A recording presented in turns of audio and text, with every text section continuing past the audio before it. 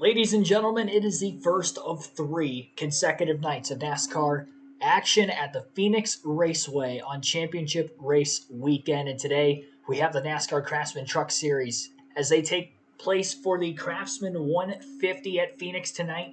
Four drivers go in with one shot to win the championship. One race round, winner take all. You don't have to win the race, but you just have to beat the other three, which more than likely means you are going to have to win the race today.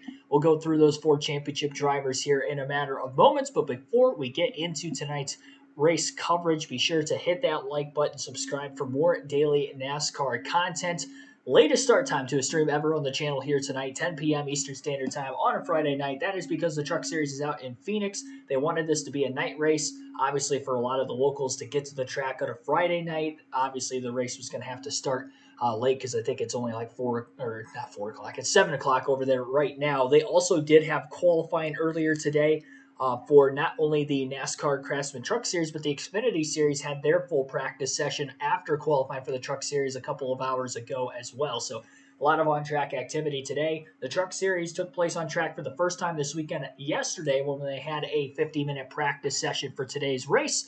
And we will go through just exactly who looked good, who did not look good, and yesterday's on-track activity as well as today's on-track activity for the NASCAR Craftsman Truck Series. The four drivers racing for a championship that we'll highlight here in our brief pre-race show is going to be Corey Heim, Ben Rhodes, Grant Enfinger, and Carson Hocevar will be the championship four here today. Those will be the four drivers racing for the title. On the pole for this one is going to be Corey Heim. Ben Rhodes will be starting 6th. Carson Hocevar starts 13th. And Grant Enfinger starts in the 14th place position. Practice yesterday for Grant Enfinger did not go pretty much better than what his qualifying effort went. He went 16th overall yesterday in practice and obviously didn't qualify particularly well. I think of the four championship drivers, he probably has the least chance to win the championship based off the speed that team has showed so far this weekend. I know Enfinger has 2 wins on flatter racetracks this season, which I would have thought was going to give him one of the fighting chances coming in. Honestly, coming into this race, I would have expected him to be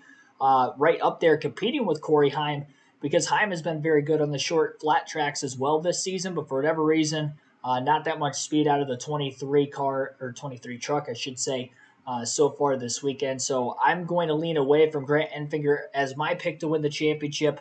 Again, coming in, I probably would have pegged him second on that list, and I think I'm going to have to drop him back to fourth right now. Carson Hocevar is going to be my third pick coming into this weekend. It's his first shot at the championship. I know that odds makers actually have him almost right up there with Corey Heim as far as one of the favorites coming into this race here today. And I get he's had a lot of success as of the recent months of the NASCAR schedule, a couple of wins to show for in that stretch of races since the playoffs have began.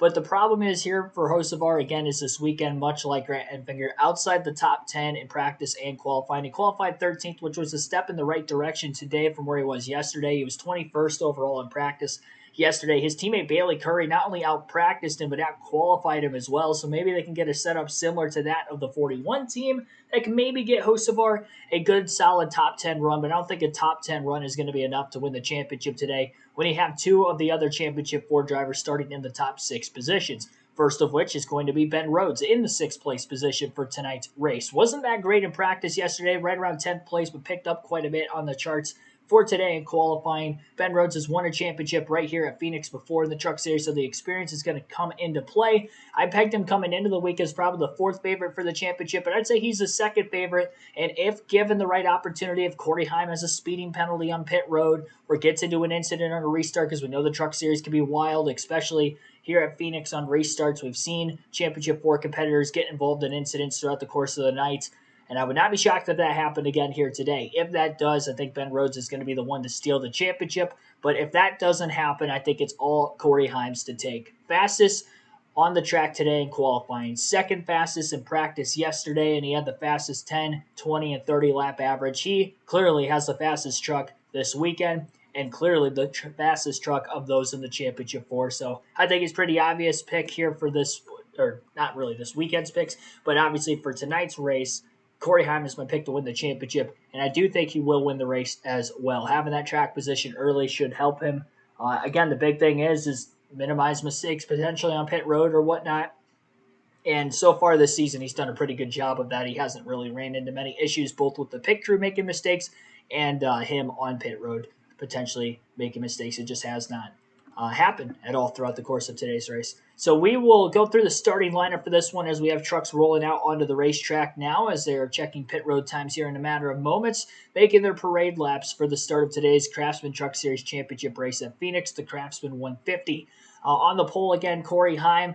Starting second in this one is going to be Ty Majeski, who was also pretty good on the flat tracks this season, so watch out for him as a potential underdog winner. Nick Sanchez and Zane Smith will start in row 2, Smith making his final start full-time in the Truck Series before jumping to Cup full-time next season. Chase Purdy and Ben Rhodes will be in row 3. Rhodes, again, one of the Championship 4 contenders for this race.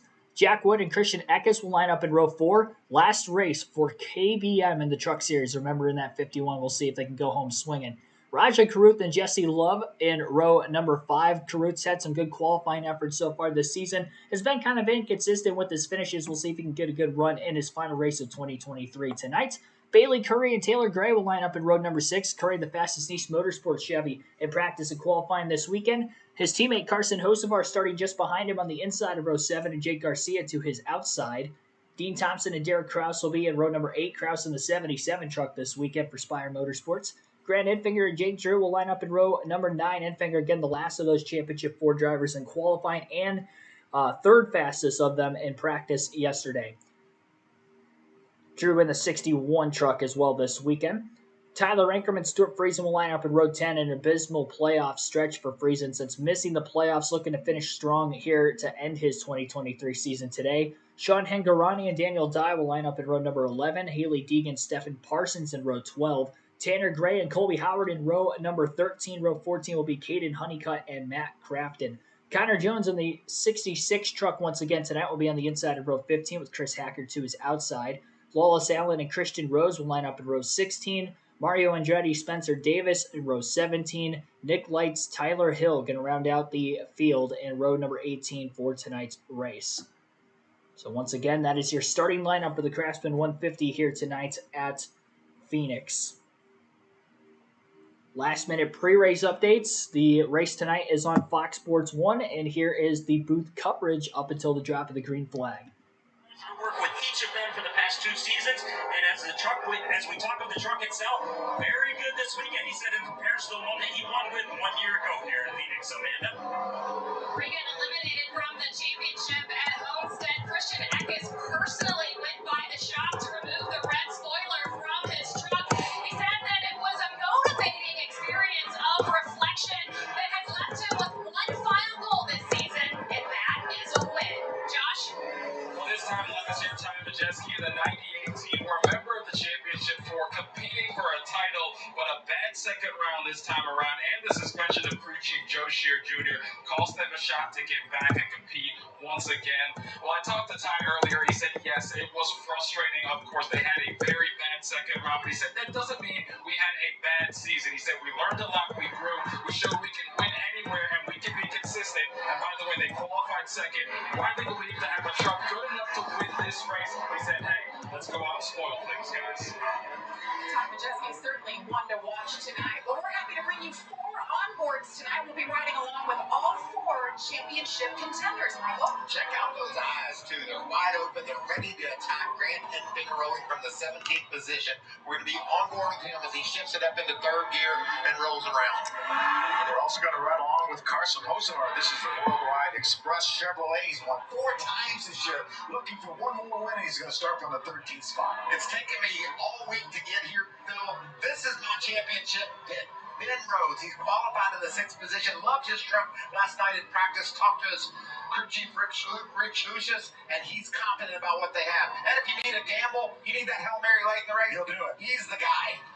And how about our pole sitter, Corey Heim? Just about every statistical category he's led this year. This is a safe like Toyota looking for one more win, and this is what was said on the radio just a moment ago. Everybody, you have some fun tonight, okay?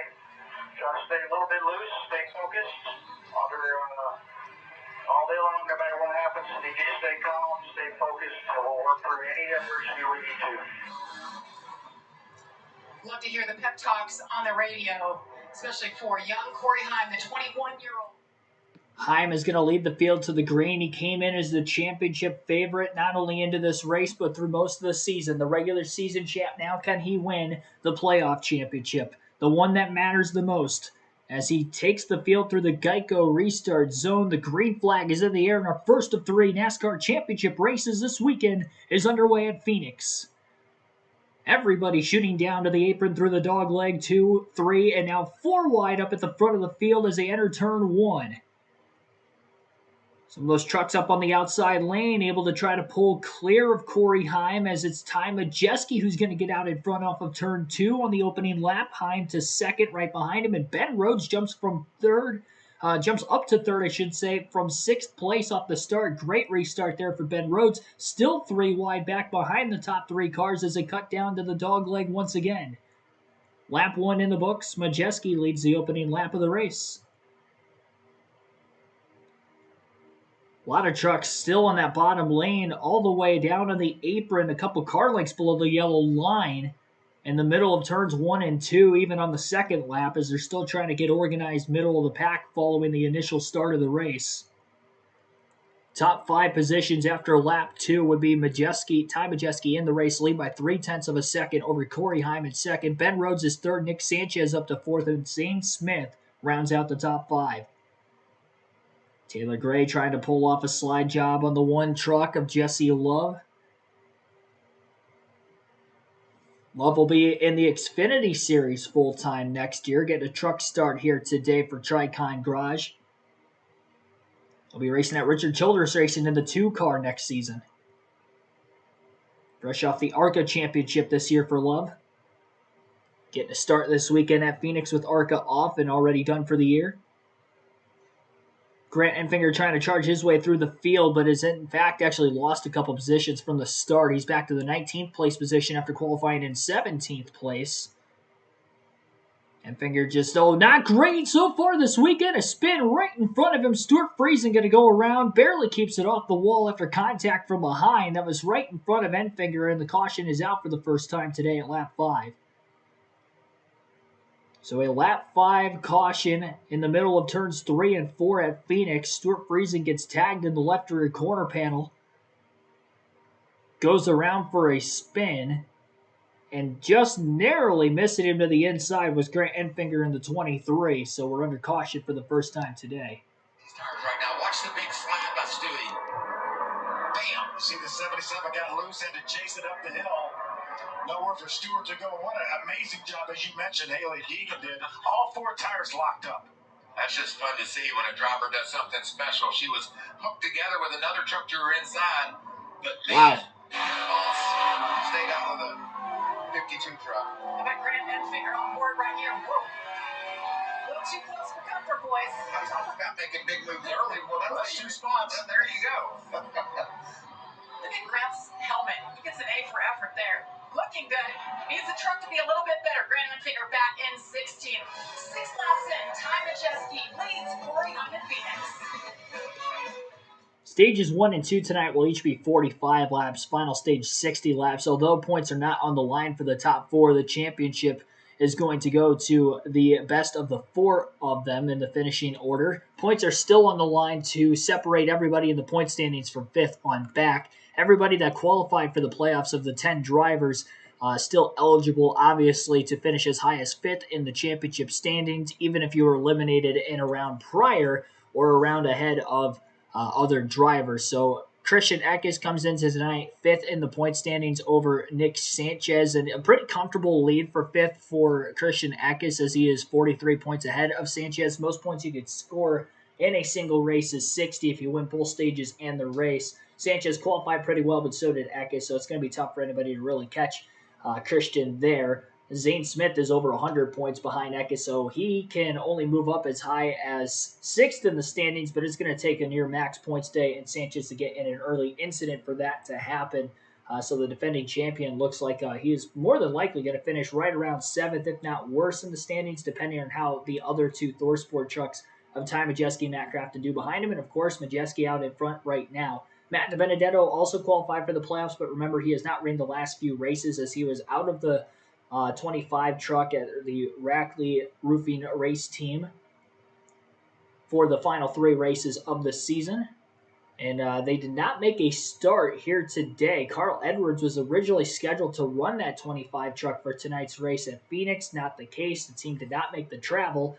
And so with that being said, with no 25 truck in the field, it looks like no Carl Edwards tonight, unfortunately, and Matt Benedetto, obviously with not being in the race as well, will still be relegated to a 10th place points finish because of qualifying for the playoffs, even though he didn't run the last 3 races of the season. Chase Purdy still sitting in 11th of the highest of those in the Truck Series standings. That did not make it to the playoffs entirely. Just ahead of Stuart Friesen, who was 12th in points coming in. Friesen getting in that early spin after contact right around him. And there you take a look at some of the other drivers in the point standings to round out the top 20 of the full-time Truck Series participants this season.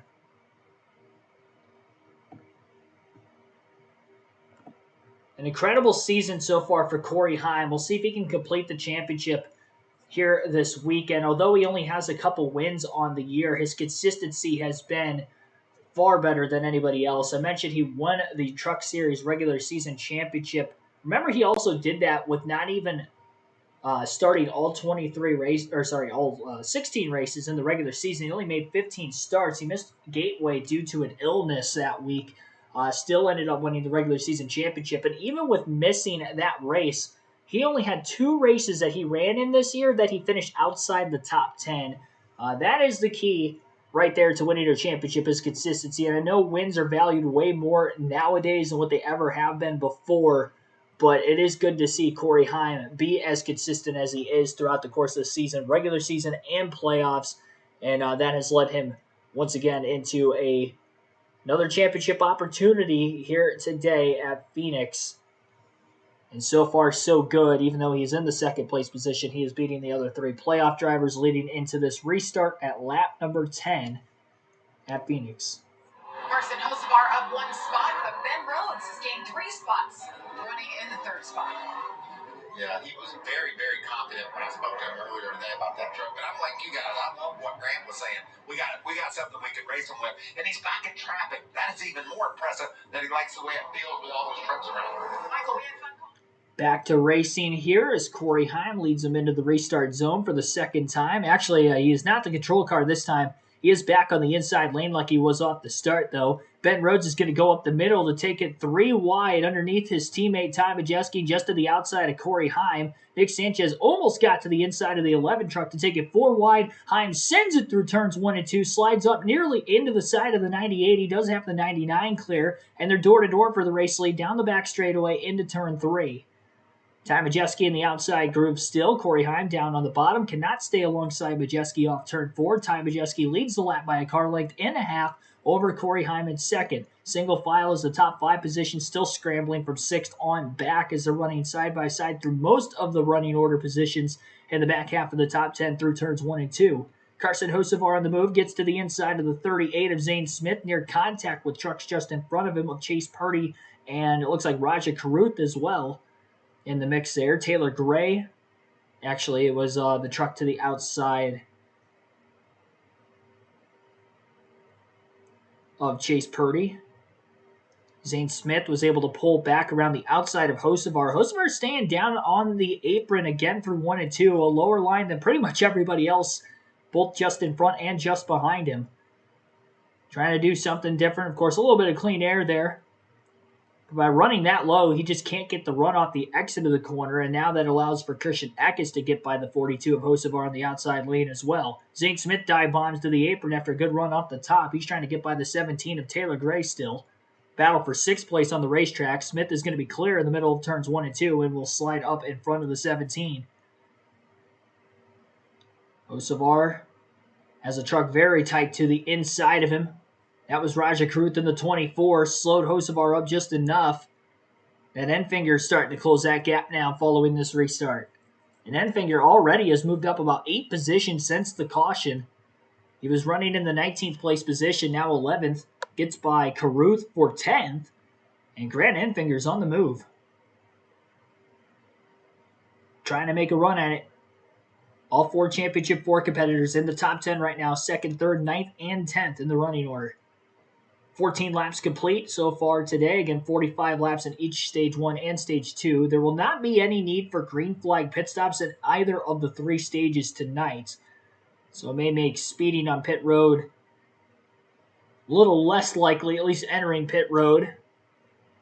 And it's also going to make the race starts maybe a little bit more pressure-packed. That a slow pit stop could cost you a lot more positions under caution than what it could under green. But you could also potentially get that time back a little quickly under caution and on restarts rather than under a long green flag run. So it's kind of a win-lose situation there. 9/10 of a second out ahead of the field is Ty Majeski in the race lead over Corey Heim in second. Ben Rhodes is 1.9 seconds back in third. Nick Sanchez 2.4 seconds back in fourth. Chase Purdy in fifth place, 3.2 seconds off the lead. Zane Smith in sixth, 3.7 seconds back. Seventh place is Taylor Gray, 5.3 seconds off the lead. Christian Eckes in eighth place, 5.7 seconds off the lead. Carson Hocevar in ninth place, 6.2 seconds back. And Grant Enfinger, 6.5 seconds off the lead, still in 10th. Now here they are with a shot at winning their second championship together. And I don't know about you guys, but I would love to see a post-race interview with Ben Rhodes a couple years ago. It goes down in the history books. I'm glad we have it on video so he's able to see it. I think he said the word libations. It had something to do with that. They were good. Right. They were good. Yes, it was. Ben Rhodes running third right now. Corey Heim just ahead of him. Remember, Corey Heim has the 98 of Majeski out ahead of him, but he's not worried about Majeski right now. He's not racing him for a championship as we watch Zane Smith try to grab a spot. Down on the inside, making that move, put him up in the top 5 around Purdy in that 4 truck.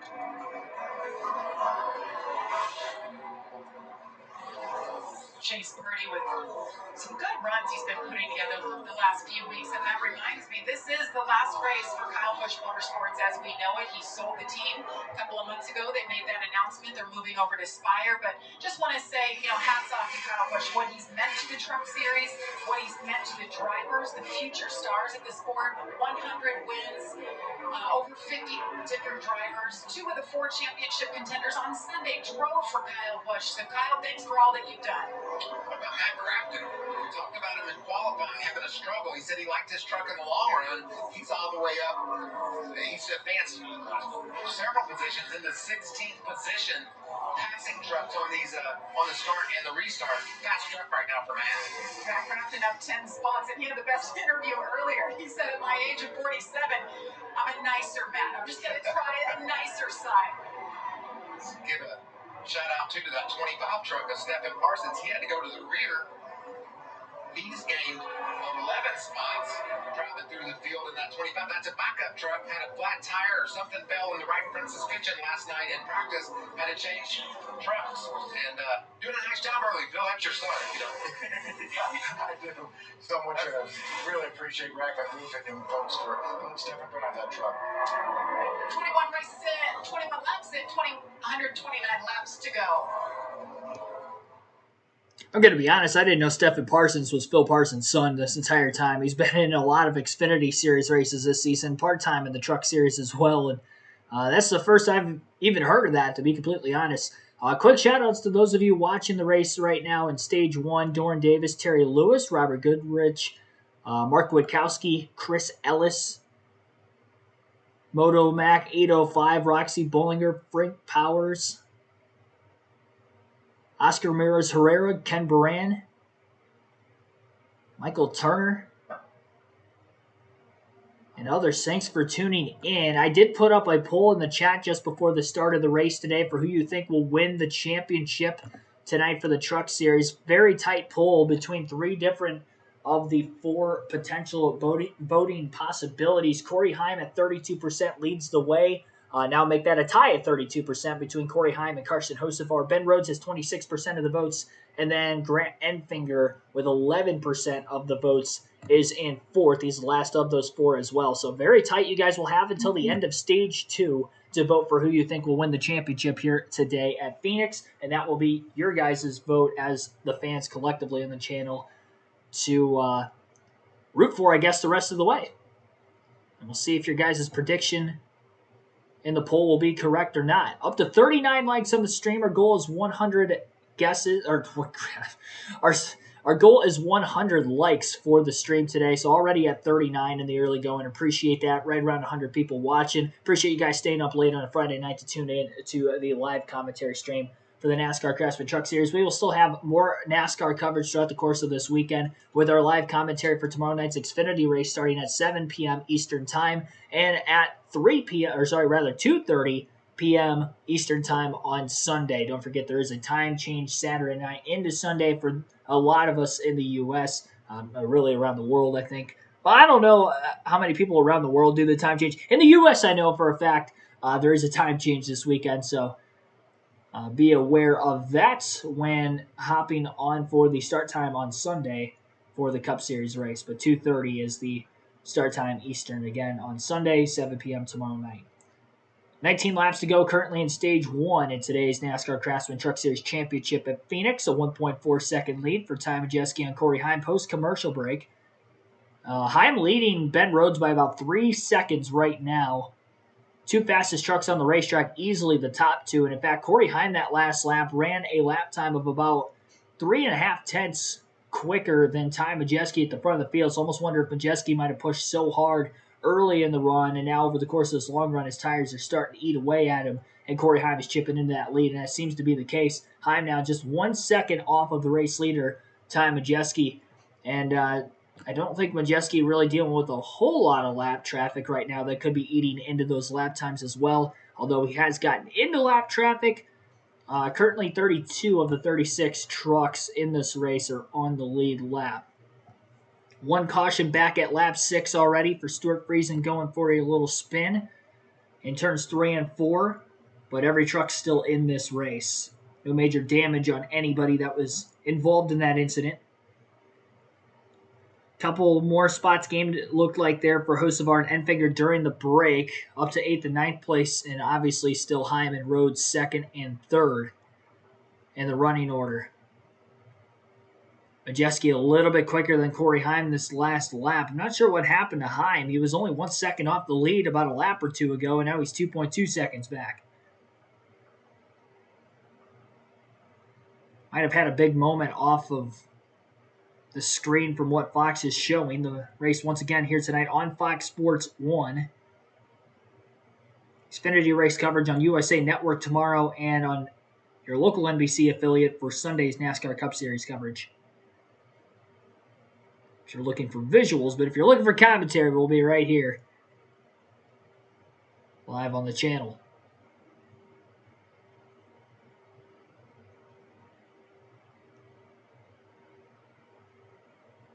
Yeah, I'm not sure what happened to Heim a couple laps ago, but he's right back to being 2 to 3 tenths quicker a lap than Majeski again. So he might have had a very big hiccup at some point in time on one end of the racetrack that costed him about a second and a half of that time over Ty Majeski. Ben Rhodes going to lose another position, falling back to 4th place now. Zane Smith is going to get around him. Smith trying to charge forward, looking for a shot to potentially win. Once again, he'll be moving to Spire Motorsports full-time next season to run in the NASCAR Cup Series. Same for Carson Hocevar. So those two are going to end up being teammates next year.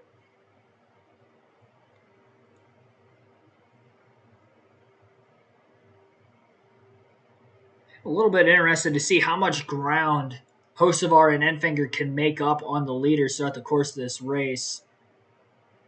When we look at lap times, I mean, it is pretty far and away the guys at the very front of the field that are the fastest. And then really, the lap times are very similar from everybody between 5th and 13th on the leaderboard. Maybe a tenth of a second or so difference for most of those trucks that last lap. In fact, the fastest truck in the racetrack that last lap was Jake Garcia in 12th. Although this next lap by at the line, that was not the case. And the fastest on the racetrack was Corey Heim.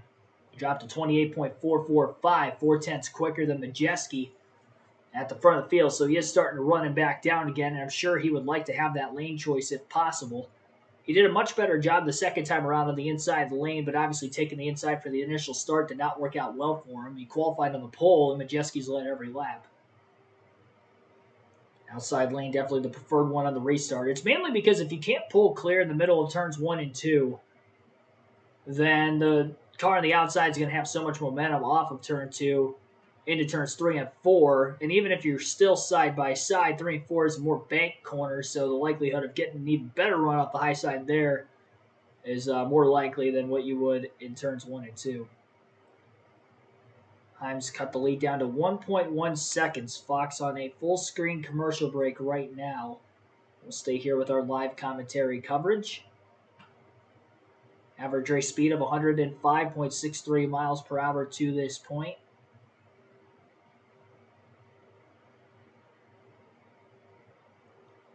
Zane Smith actually had the fastest lap on the track that last time of a 28.558. That was 0.2 quicker than Heim. Was pushing hard to try to catch Majeski. Once again, stage points not on the line for the playoff drivers, the Championship 4 drivers. The points are on the line here for Majeski, who I mentioned earlier in the stream could finish as high as 7th in points, came in 8th in the standings. So stage 1 will help him in that regard. It is pretty interesting to see the lap times and who ran their fastest laps of the race when. Obviously, we just had the one caution for restart today. Lap 4 was the fastest lap for Corey Heim. Each of the other Championship 4 drivers ran their fastest lap of the race off that second restart. And pretty much there are, from what I can count, 5 cars, make that 6 trucks on the lead lap that actually did run their fastest lap of the race on that initial start and not on the restart when drivers already had a few laps on their tires. 1 second lead down for Majeski at the line. 6 to go in stage number 1.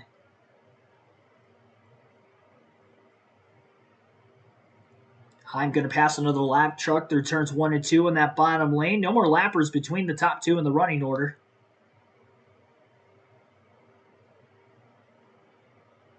And it seems as if Heim is getting bigger out of the rearview mirror of Ty Majeski.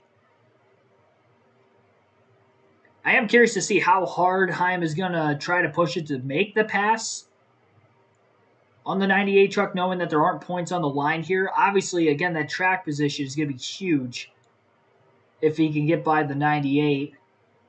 We will have pit stops during the stage 1 break to factor in as well, but even just having that one extra position obviously could mean a whole lot. 4 to go, stage 1. Heim has closed the gap to about 3 to 4 truck lengths on Ty Majeski at the front of the field. Heim is getting quicker and quicker over the course of the longer run. The short run definitely going to Majeski in the early going. They're over 4 seconds ahead of Zane Smith back in 3rd. The next Championship 4 driver in proximity to Corey Heim is Ben Rhodes in 4th, and he's 5 seconds behind him. Heim a full lane off the bottom through turns 3 and 4, trying to catch some clean air on the nose. He's going to get a really good drive off turn 4. The 98 truck was slipping and sliding as he worked himself back to the throttle off of turn 4. Definitely a lot less steady than the 11. Heim goes all the way to the apron, taking the shortcut through turns 1 and 2. He's going to pull up just behind the 98 on the back straightaway, and he's got 2.5 more laps to try to get around him. Got 2 lap cars in the way of Majeski. He's going to go to that middle to upper group through 3 and 4, trying to get around him. He's got 2 laps to go to hold off Heim. Heim is within a car length and a half behind Majeski now into 1 and 2. He can't go all the way to the apron this time, though, as the lap cars are down there. He goes as low as he can to get by the 75. He'll clear him. Majeski beats him back to the gas off turn 2, pulls him, looks to the inside of Stephen Parsons. Parsons going to throw a block. Majeski has to change his line in the middle of the corner. Parsons moves up to try to crowd him, almost gets into the race leader. And now he goes down to block the 11, 3 wide as they split around Parsons on the final lap of stage 1 through the dogleg into 1 and 2. Corey Heim, is he going to be clear of the 98? No, he is not. Side by side off of turn 2. Heim going to have to drop in line behind Majeski. Couldn't get around him. Sure, both of them are probably like, what the heck was that? As they barely skate by the 25 of Stephen Parsons on the final lap of stage 1. Ty Majeski's going to hold Heim off through 3 and 4 to win the opening stage of the race. Corey Heim 2nd, Zane Smith 3rd. Ben Rhodes 4th, Nick Sanchez 5th. Chase Purdy 6th, Christian Eckes 7th, Carson Hocevar 8th, Grant Enfinger 9th, and Taylor Gray rounds out the top 10 in Stage 1. First stage win for Time Majeski. Since IRP, can he hang on and win it all? Tonight, find out after this.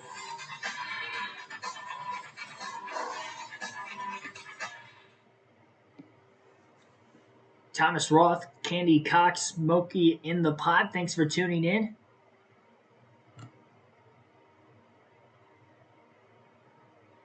The State Ball, also welcome to the stream.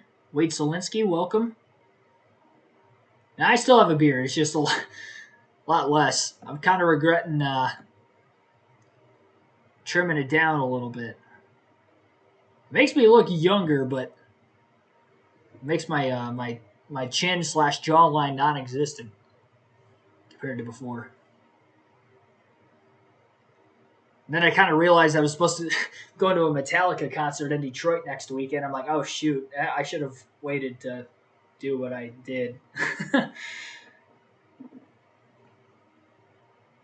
Oh well. It'll grow back a little bit in a week, but nowhere near what it was. It's going to take a month or two to get back to where it was. Devontae Adams is a cheat code in Madden. I don't know if that's the case now, but back when I was playing the more recent games when he was with the Packers and that being my team, he was pretty good. Right around 100 people currently watching, 51 likes on the stream so far. And so be sure to hit that like button if you guys haven't done so yet, and also subscribe for more daily NASCAR content. 62 votes have been casted in the poll for who you think will win tonight's Truck Series Championship. Carson Hocevar now leading the poll at 35% of the votes. 24% for Corey Heim, who has led the championship for all race. Ben Rhodes, 23%. Grant Enfinger, 18%. Did you think of somebody else? Irina Sarah, thanks for tuning in also. Jeff Sperry, welcome to the stream. How much money can I give you to shave the whole thing? Not enough. Not enough. I am not shaving the whole thing. I haven't had a clean-shaven face since I was 19. I was first able to grow facial hair when I was 18, and then I shaved it completely once, like right around the holidays. When I was 19, like a year later, basically. Like, took it all the way off. I'm like, yeah, I'm never doing that again. I don't even know, like, I would imagine I don't look too much more different than what I look now. But I can't imagine me ever doing that anytime soon ever again. And that was 5 years ago.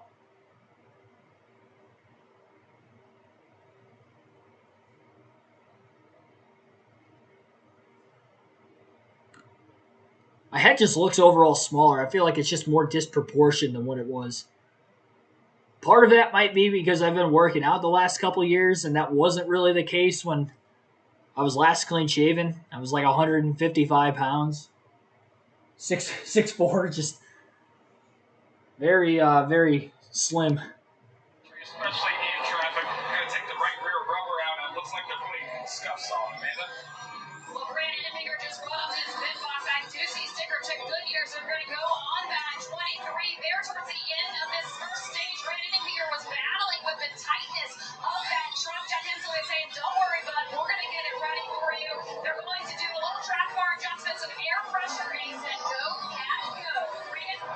Carson Hocevar in the RD2 truck started off very good, but that truck fell off a cliff toward the end of the run. Needed more speed on the backside. Chief Bill Gould said I didn't know exactly what to do with that. And the 11 of Corey Heim, not bad. Little tight center, but doesn't want any change.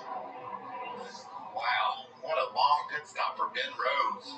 Running right up front. He's going to come out probably in 20th. Way back. You see the orange truck right there leaving the pits. They said they're going to take a rubber out of the right rear, and it took longer than I think they thought it would. That's what's so hard about making adjustments that take extra time. Obviously, air pressure adjustments don't take any extra time. Pit stops are complete. We'll bring it back and drop the green flag once again from Phoenix Raceway. You gotta remember, this is very much a sprint race, one of the shortest races for all three series, all race weekend. 150 laps, that's only 150 miles with this being a 1 mile racetrack at Phoenix. This race usually times in at around an hour and a half or less for the truck series. So here we are, only a half hour into the race through stage one. And losing all that track position is not going to be good, as it's going to be a battle against time for Ben Rhodes to try to get back through the field. We'll have to wait to see exactly where he's going to restart once they get another lap in under caution. Our leaderboard will update again. As you see on our screen, it looks like Corey Heim won the race off pit road by inches over Ty Majeski, so Heim will be out in front. For really the first time today. I know he qualified on the pole, but he never led a lap, so now he's leading his first laps of the race under caution. Majeski came out in second, Zane Smith third, Carson Hocevar fourth in the running order.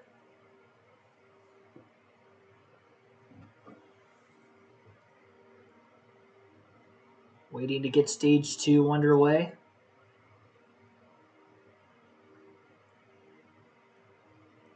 And while we wait on that, we will take our first ad break of the race here tonight. You're listening live to the Craftsman 150 on KRC.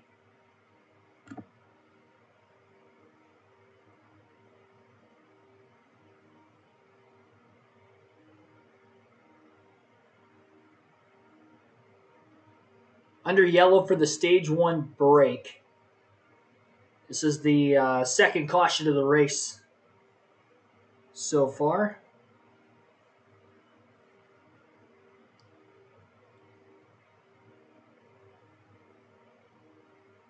TRG Tornado, thanks for tuning in also.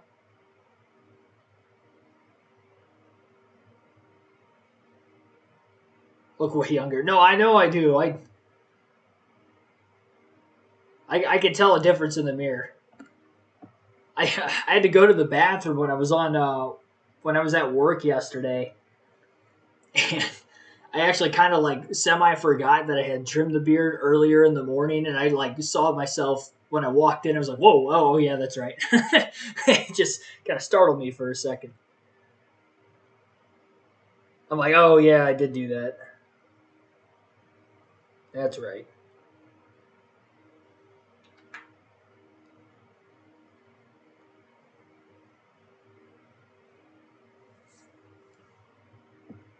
Caution, thought they got rid of him. That was only for road courses. Road courses in the regular season. There are still stages in the race because points are awarded for everybody not the championship four. It's just the stage points don't get awarded to the championship four drivers because the best finish of them wins the championship in this one race round. So just because it's a championship four doesn't mean that there isn't any stages anymore, because points are still awarded for fifth on back through the point standings all weekend.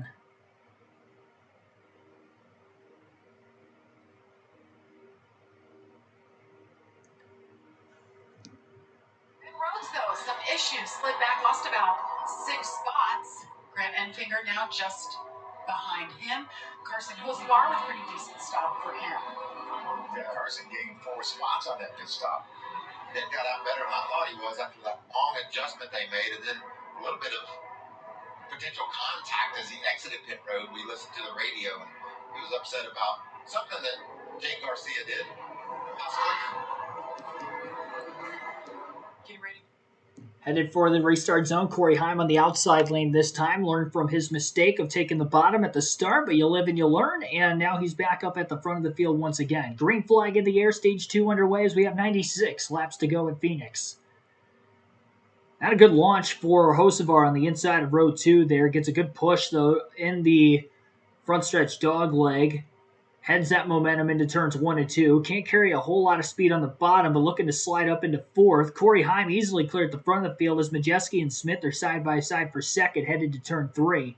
Taylor Gray to the inside of the 42 of Carson Hocevar as well as they run side by side for position. Ben Rhodes in a hornet's nest in the middle groove, trying to battle around drivers in the middle of the pack after losing over 10 positions on pit road with a slow stop on that right rear tire of trying to get some rubber out.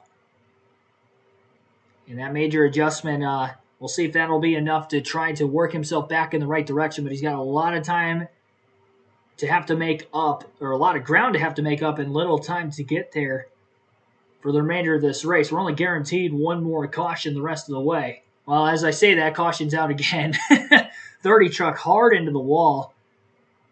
A lot of damage as he has spun. That is Chris Hacker in the 30.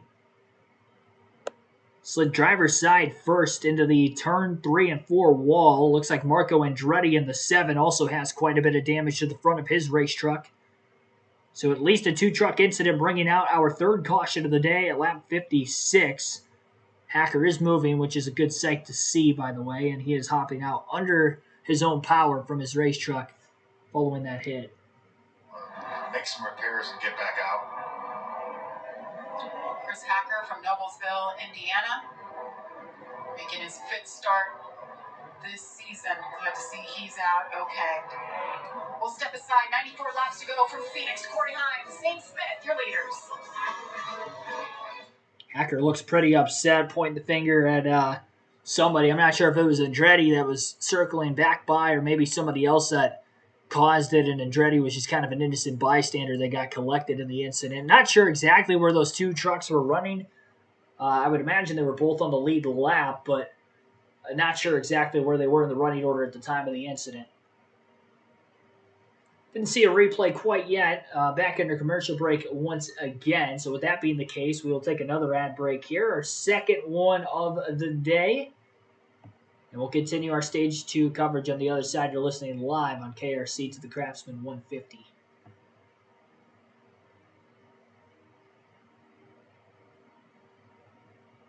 No, Denny Hamlin did not name Hacker. Denny Hamlin is not Chris Hacker's dad.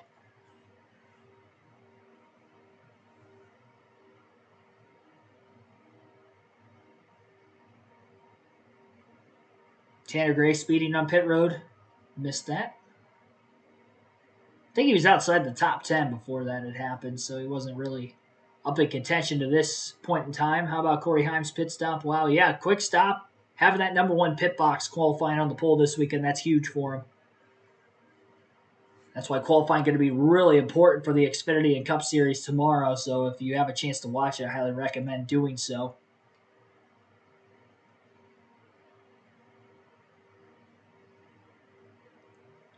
Now 25 trucks on the lead lap as of right now. So the 25 truck of Stephen Parsons would have gotten the free pass during the Stage 1 caution. Chris Hacker and Marco Andretti both out of the race following this incident. And it doesn't look like anybody's going to be awarded the free pass position with this caution coming out, as the 7 or the 30 truck, one of the 2, would have been in the free pass position. And that is why no free pass has been awarded during this caution.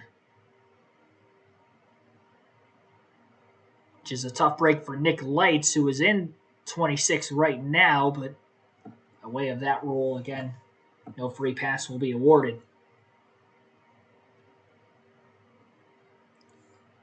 Corey Heim 0.4 of a second out ahead of Zane Smith right now.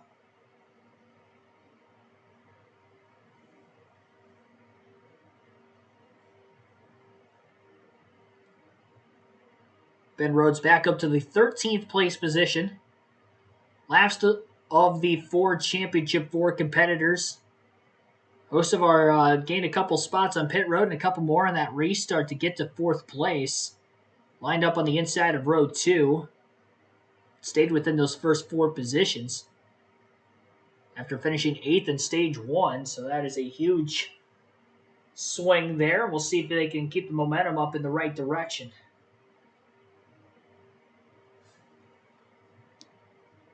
Raceway, as you see the Championship 4, the 4 box, all running in the top 13 right now. As you see, Corey Heim is now the leader. He's led 10 laps and counting. It is a championship night. We're going to crown one of these 4 drivers here. Not too long from now, boys. Great onboard views of these guys, differing issues during the course of the race. Big adjustment for Ben Rhodes has got him outside the top 10. We're under caution because of a wreck that started way up on the back straightaway. Right there, you can see trucks getting out of control. You wonder if maybe somebody tried to crowd in and maybe move up when he wasn't clear, but you see the 7 of Marco Andretti on the inside. There's Chris Hacker. My bad, guys. I don't know why that paused on me. Traffic there. Glad to see him out of that truck doing okay. A lot of cleanup there as we continue here.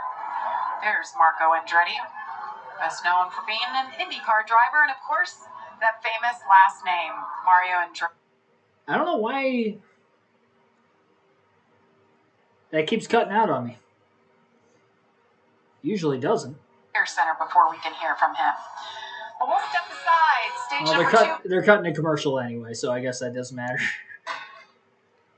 A little bit of a lengthy cleanup as we're under caution in the beginning portion of Stage 2 tonight. Corey Heim, once again, your race leader and championship leader.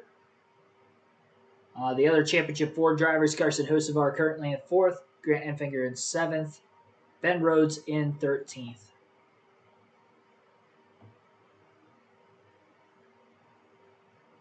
Ethan Chua, thanks for tuning in. Who do I have for Sunday? Oh, man. They haven't been on the racetrack yet for practice or qualifying. So I'm not entirely sure for that reason. I don't have my full prediction. I do like John Hunter Nemechek tomorrow. I know qualifying hasn't happened for the Xfinity Series, but they did have practice tonight. And I do like John Hunter Nemechek coming into the weekend, and him being fastest in practice solidified that for me. Even if he qualifies like just behind whoever qualifies on the pole, I'm taking Nemechek to win the championship tomorrow. As far as Sunday, though, coming into the weekend, it was a toss-up between Larson, Byron, and Blaney for me personally. I don't think Bell's going to be likely up there competing for the race win and the championship win. And the reason being is because the Toyotas haven't been as great at Phoenix over the last couple of years. So with that being said, Blaney has been lights out at Phoenix with the next-gen car. By far the best. I think he's got a 2.7 average finish in the 3 races there. But Larson and Byron dominated that spring race this year. Byron got the win. He was a couple positions. He was kind of like 2nd through 4th most of the day, and Larson was leading a bunch of laps. Late race restart, Byron was the one that got the win. But Hendrick Motorsports dominated that day. So it's going to be interesting coming into the weekend. Is it going to be, Blaney that's going to look super quick like he has at Phoenix consistently? Because if that's the case, if he looks quicker than them in practice and qualifying tomorrow, then I'm taking Blaney to win the championship this weekend. But if it's close between Blaney, Byron, Larson, lap times, where they're at on the position order through qualifying and practice, if it is close, I'm leaning towards William Byron right now. And the reason why I lean Byron over Larson is because Byron has kind of cleaned up Larson's work this year. Larson's led a lot more laps. He's dominated races. Byron kind of gets the win. A lot of the races Larson doesn't win when he leads a bunch of laps. Byron wins. It's not like he's just stealing it from him. Sure, yeah, he is stealing it from him from time to time when you look at the stat sheet. But when you're actually watching the race, Larson either gives up a lot of time on a restart, he has a speeding penalty or something like that on pit roads. Picture hasn't really let him down a whole lot. It's Larson kind of getting in his own way a little bit. William Byron doesn't make those kinds of mistakes. And with that being said, that's why I was leaning Byron coming into the weekend. But again, if practice qualifying go well for the 12 team tomorrow and they look on track speed-wise before that race drops Sunday faster than the 5 and the 24, I am going to take Blaney to win the championship. So Byron right now could potentially sway to Blaney. And if Byron looks off and Larson, looks good for tomorrow and looks just as good as Blaney, then I would take Kyle Larson too. So that's kind of where I'm leaning. It would take a lot for me to have to lean towards Bell. Like, it'd have to take the other 3 drivers not looking that good in practice and qualifying, and Bell, being one of the quickest for me to take Bell this weekend. So I'm definitely leaning more towards the other 3.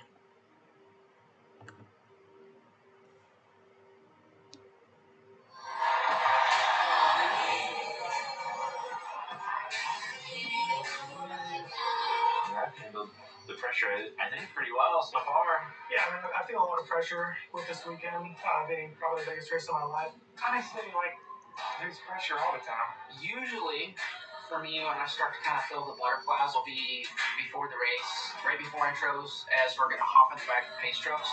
Everybody else at this point is being carted off in the back of the trucks, and they're taking their ride around, and the last 4 playoff guys are still loading up. I feel like I'm a person that really focuses on myself, so that's the main way I subside the pressure. Just to be able to focus on the things that matter and that are in my control is the main thing that I kind of focus on going into this weekend. People are coming around, they're high five and getting ready. They're saying, "Hey, good job tonight.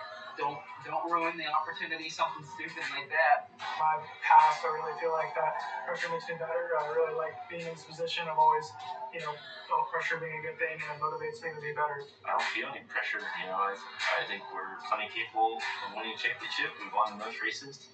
I know there's going to be pressure, but there's pressure every week. I don't know if there's going to be an excessive amount of pressure that we're not expecting. The fanfare beforehand that gets the people, but once I'm in the truck, I'm at home.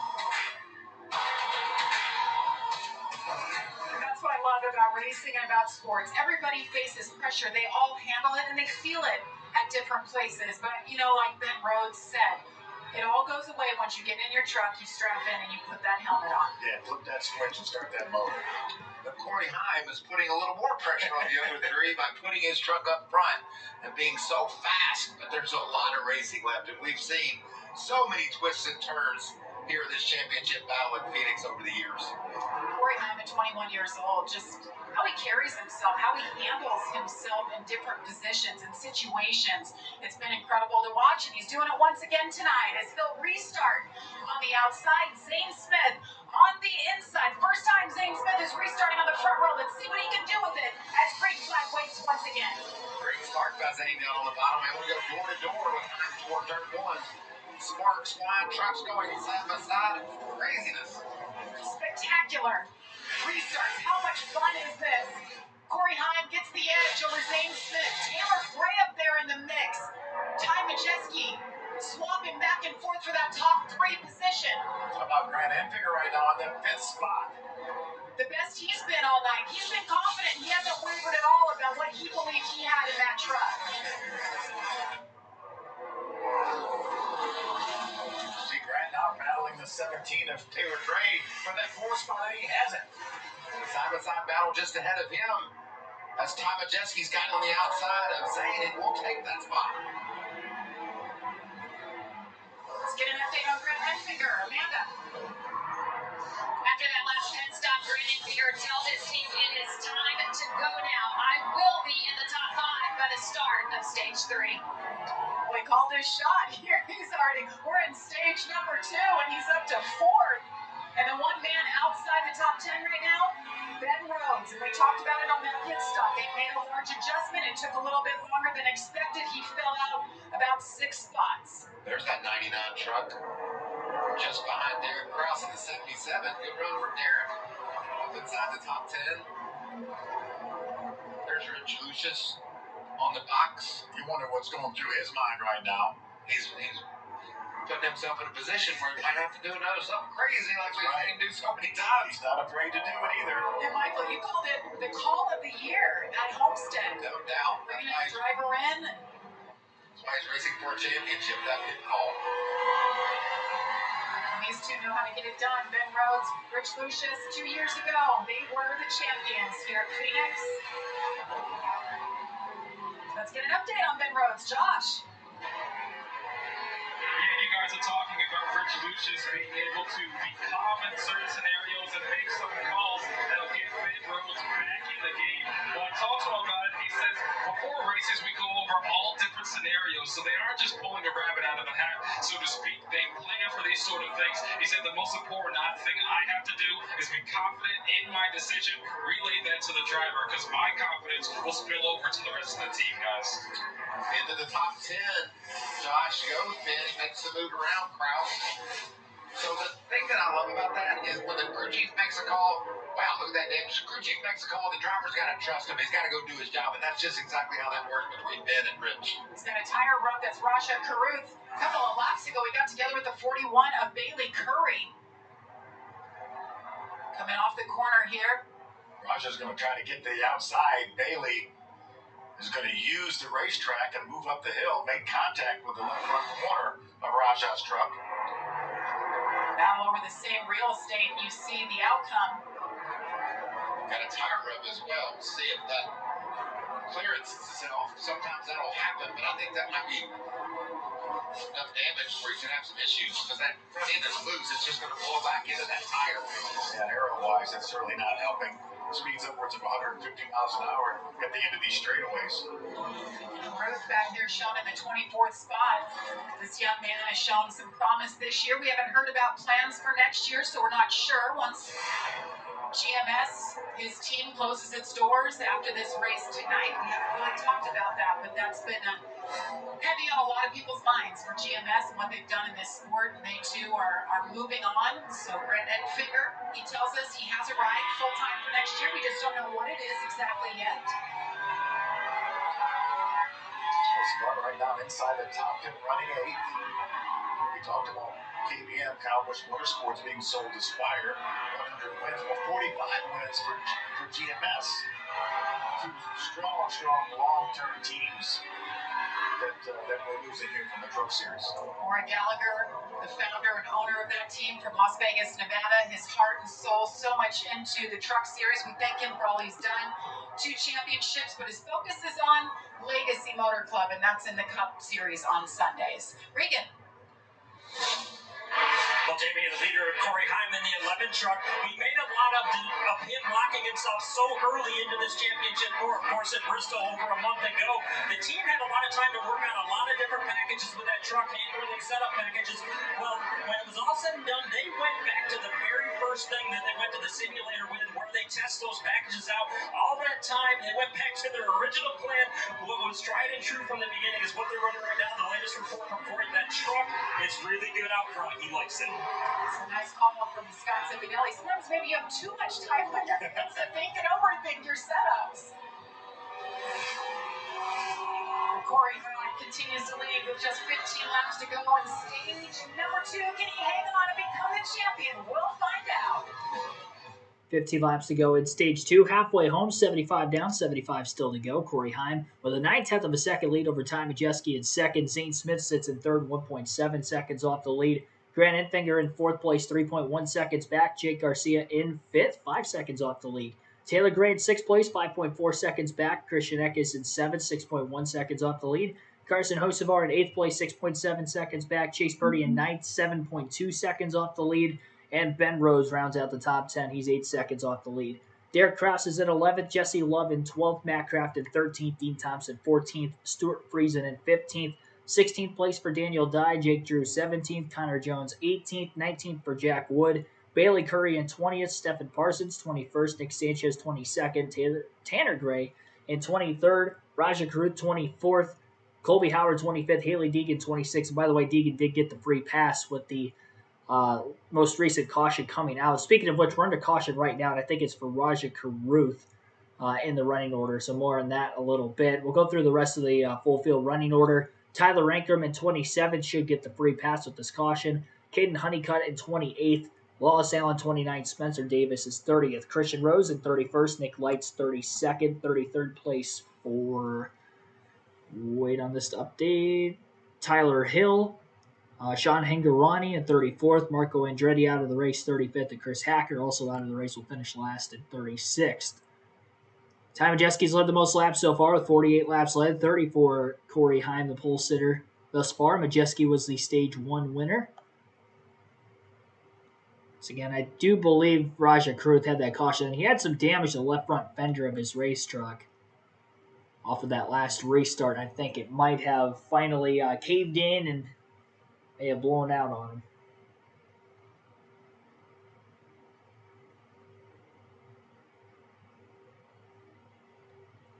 Waiting for them to come back from commercial break just to verify that this caution is exactly what caused the caution.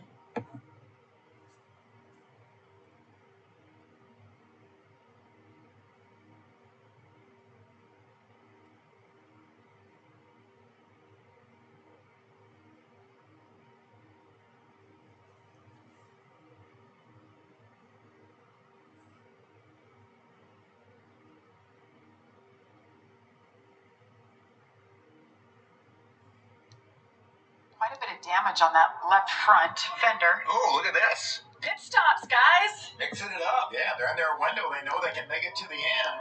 I figured Lucius would hit. I didn't know all of them would hit. I thought they might just round it out.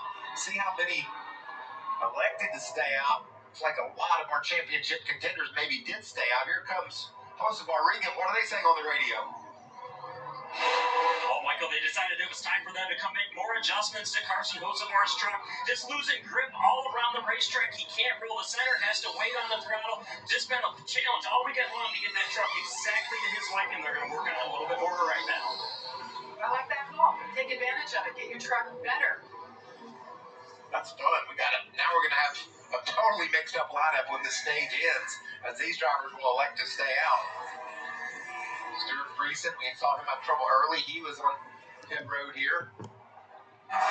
So we mentioned we're under caution for Tyler Hill. This is what happened. It was up against the wall. I'm not sure if there was contact that precipitated that or not. Let's see if we can take a look here. He's already up against the wall. I didn't see the trucks really that close to him, so certainly makes it look like a one truck incident. And the team was able to tape it up and keep him on the road. Tyler's a lap down. Corey Heim, Ty Majeski, Zane Smith. You see all of our leaders opted to stay out. Looks like about maybe 19, 20 trucks stayed. I love racetrack. I love it that of the championship four, Corey Heim's really the only one that's really been satisfied with his truck. Even though he said it wasn't perfect early, when it came time to pit, no, leave it alone. It's good. I like her. She's coming to me as this race goes on. Well, Sunday on Fox, it's one of the biggest games of the year. Dallas versus Philly. Dak versus Jalen. And America's Game of the Week. The next chapter in this historic rivalry kicks off Sunday at 4 Eastern on Fox. And kids having some fun throwing the old football. The Lions might be, that's why they're not. Hey, they were in the promo last week. You got to take it when you can get it, though, all right?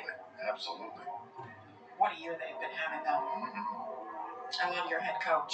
Me too. Like how he coaches those athletes, fires them up, Michael. Yeah, Fit himself. I wouldn't mess with that man. NFL on Fox is so fun to watch on Sunday afternoons. It's going to be a good winter of football.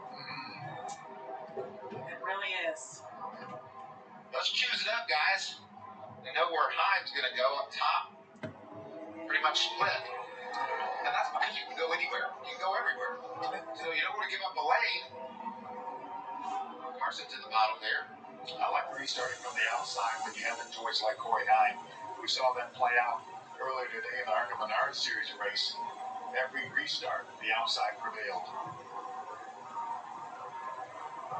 That Tricon Garage, what they've been able to do this year with Johnny Gray, David Gilliland, changed the name, added a couple of trucks, switched over to Toyota, And added Corey Heim. He went from Kyle Busch Motorsports over to Tricon, brought on Scott Zipadelli. Scott told me, he said, there he is right there in the middle, said he had something to prove to himself. He had a struggle of a year last year, made a change for his life, his career, and it's paid off. It's just it's like lightning in a bottle, you know, when you get that kind of relationship and that chemistry with a young driver like Corey Heim. And Corey Heim, even though he's only 21 years old, he's mature beyond his years. He doesn't seem like a 21-year-old. And you know, 8 laps to go in stage 2 for the race and championship leader Corey Heim as he leads the field to the green on that outside lane of row 1 once again. Everybody from about 11th on back on fresh tires right now. Top 10 stayed out of the pits as the green flag is in the air as we close towards the end of stage 2. 3 wide into turn 1. Grant Enfinger down on the bottom trying to get underneath the 98 and the 38. And as he circuits his way off of turn 2, going to have to stay in line. It looks like behind the 38 and 98 once again. Taylor Gray might have a chance of getting around Enfinger through turns 3 and 4. That will be the case. Enfinger drops a spot on the restart from 4th back to 5th. And Ben Rhodes trying to charge through the field right now on slightly fresher tires than a lot of these other drivers. Might have a shot to win stage 2. Enfinger going way up the hill. Has to lift a ton in turns 1 and 2 to keep it off the wall. Rhodes almost gets crowded into the wall by Eckes in the 19, who also has slightly fresher tires. So it looks like it's a good battle between Eckes and Rhodes to see who will be the first to get to the front of the field, if they can get all the way to the front, as they're down to just 6 laps to go in stage 2. Lap 85 of 150 in this one. Carson Hocevar losing another position to Jake Garcia, who was setting some pretty good lap times and was actually up in the 5th place position prior to that last caution coming out. Garcia's got a pretty fast truck and trying to finish off his rookie year strong. Eckes sliding behind the back bumper of the 17, cuts to the inside and looking to make a pass now for 4th place into turns 1 and 2. Easily done. Clears the middle of the corner. Ben Rhodes will now go to work on Gray for 5th.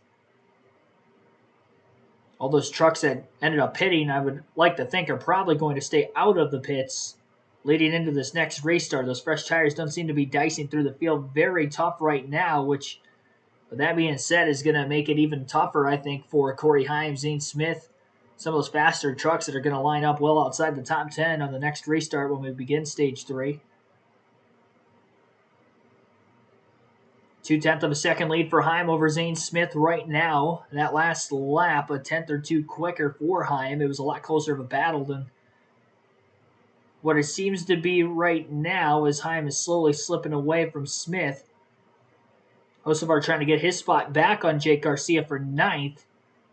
Not able to do so. Enfinger's moved backwards a few spots on the restart. Goes from 4th now to 8th with some of those drivers on fresher tires getting around him. He's got a few more right out of his rear view. He's 3rd of the 4 in the Championship 4 hunt. 0.3 of a second now. Still the difference between Heim and Smith. 1, 2, 3 at the front of the field have separated themselves from the rest of the pack following the restart. 2 to go now in stage 2. For the regular season champion, Corey Heim. Zane Smith trying to close. Goes that middle group through turns 1 and 2. Heim just slightly below the yellow line on the inside. Not going to get as good of a drive off of turn 2. And Zane Smith closes that gap just a little bit. Zane to the outside through 3 and 4. Going to try to pick up some more momentum. Heim continues to go to the bottom. Maybe that's where his truck is driving the best, but Zane Smith is digging. Final lap, stage 2. We had a close finish towards the end of stage 1 between Majeski and Heim. We'll see if that'll be the case here in stage 2 between Zane Smith and Corey Heim. Smith down to the apron, slides the tires quite a bit. He's going to lose some time through 1 and 2. Has to back off of it just to keep it off the wall. Heim has opened the gap up by about 3 truck lengths into turns 3 and 4. No chance for Zane Smith to get there. And Corey Heim is going to go on to win stage 2 tonight at Phoenix, 1 stage away from winning the championship. Zane Smith 2nd, right behind him. Ty Majeski in 3rd. Christian Eckes 4th. Taylor Gray 5th. Ben Rhodes in 6th. Chase Purdy 7th. Grant Enfinger 8th. Jake Garcia 9th. And Carson Hocevar rounds out the top 10. And again, all but the championship for that finish in the top 10 there will be still receiving stage points through stage 2. Final stage is coming up upon us. 60 laps to go in the NASCAR Truck Series season in 2023. We're going to take a quick ad break here. You're listening live to the Craftsman 150 at Phoenix. My dog Fulton, thanks for tuning into the stream. Misinformation, thanks for tuning in also. Brock Purdy. That's Chase Purdy. I didn't say Brock Purdy, did I? I don't think I did.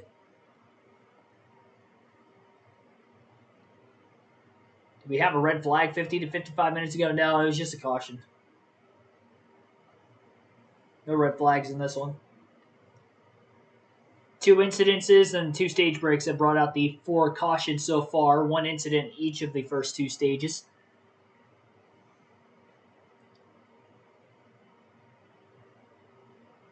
They said every restart in the ARCA race, like it was green 1 lap, yellow 5 laps. That many cautions today. Khadij Baldwin, thanks for tuning in.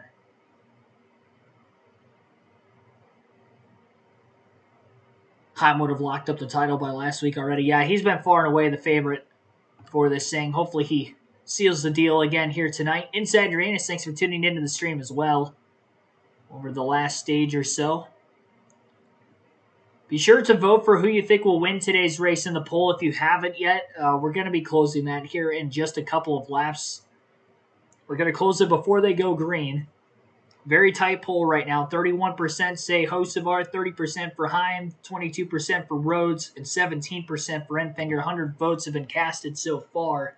I'll give you guys a couple extra minutes to make your picks for who you think will win the championship here for the Truck Series tonight. 63 likes on the stream as far as this stream goes, and our goal is 100 likes, so be sure to hit that like button if you guys have not done so yet. Subscribe for more daily NASCAR content as well. We'll see if we can get to 5,000 subs on the last weekend of the NASCAR year. That was the preseason goal, and hopefully we can get there. It's going to be tough this weekend, but I would greatly appreciate that if you guys could hit that subscribe button if you guys have not yet and are listening live. We'll have live commentary all of next NASCAR season for the Truck Xfinity and Cup Series as well. For any race I don't attend in person, just as we had for this year. My end at 65. It is now. As of me reading that comment, it is 65 now. Appreciate those of you that just hit that like button.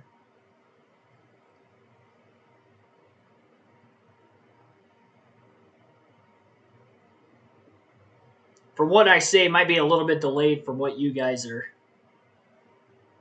You'll put something in the chat, and there will be like a slight delay between me reacting to it and not. So we're going to be having some pit stops here. Fuel window was already open for those that had already pit. Interested to see maybe some of the drivers that did pit already are going to come down again. It's interesting. Tires didn't seem to matter much there. And they had probably 20 to 25 green flag laps, that is, on their tires of a difference, and they couldn't really make their way further than fourth. Top three just ran away with it. So 10-lap fresher tires, I would imagine that those that pitted before the end of the last stage will probably end up staying out, knowing that that is the case. 27 trucks on the lead lap right now. Caden Honeycutt gets the free pass in 28th. And I think only the top 10 stayed out, so my math serves me correct. Everybody that's going to pit right now, if only the top 10 pit, will restart from 17th on back. If we get more than that to hit pit road, then obviously they'll restart even further up ahead through the field. Further up they restart, the better for Corey Heim, some of the other championship contenders on pit road. Last stop, they took scuffs. This time they're going to put stickers on them.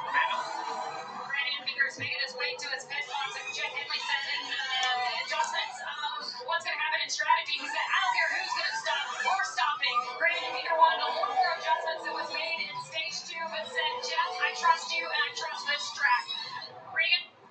The 11 of Corey Hines started free that run, ended neutral though. Overall, long runs, the truck gets tighter as he goes, so they're not going to make any changes for it. They're going to let it see how it plays out right now and try to get him a good stop here. All right, Regan. So I heard what we heard last pit stop. No adjustments for Corey Heim. Well, he's taken a long time. been dominant, but not only did he lose a lot of positions by staying out, you could see Crew's not happy with that pit stop. Some frustration. Something went wrong on the 11 pit stop. We're going to step aside. We'll be right up. So Zane Smith wins the race off pit road. Heim only lost one position there. Hopefully it wasn't anything major of a mistake that the pit crew might have been upset with there as they were leaving pit road. The good news is if they do have any loose lugs, they're only going to lose a couple positions if they have to come back down again. We'll wait for that leaderboard to update when they get another lap of caution in.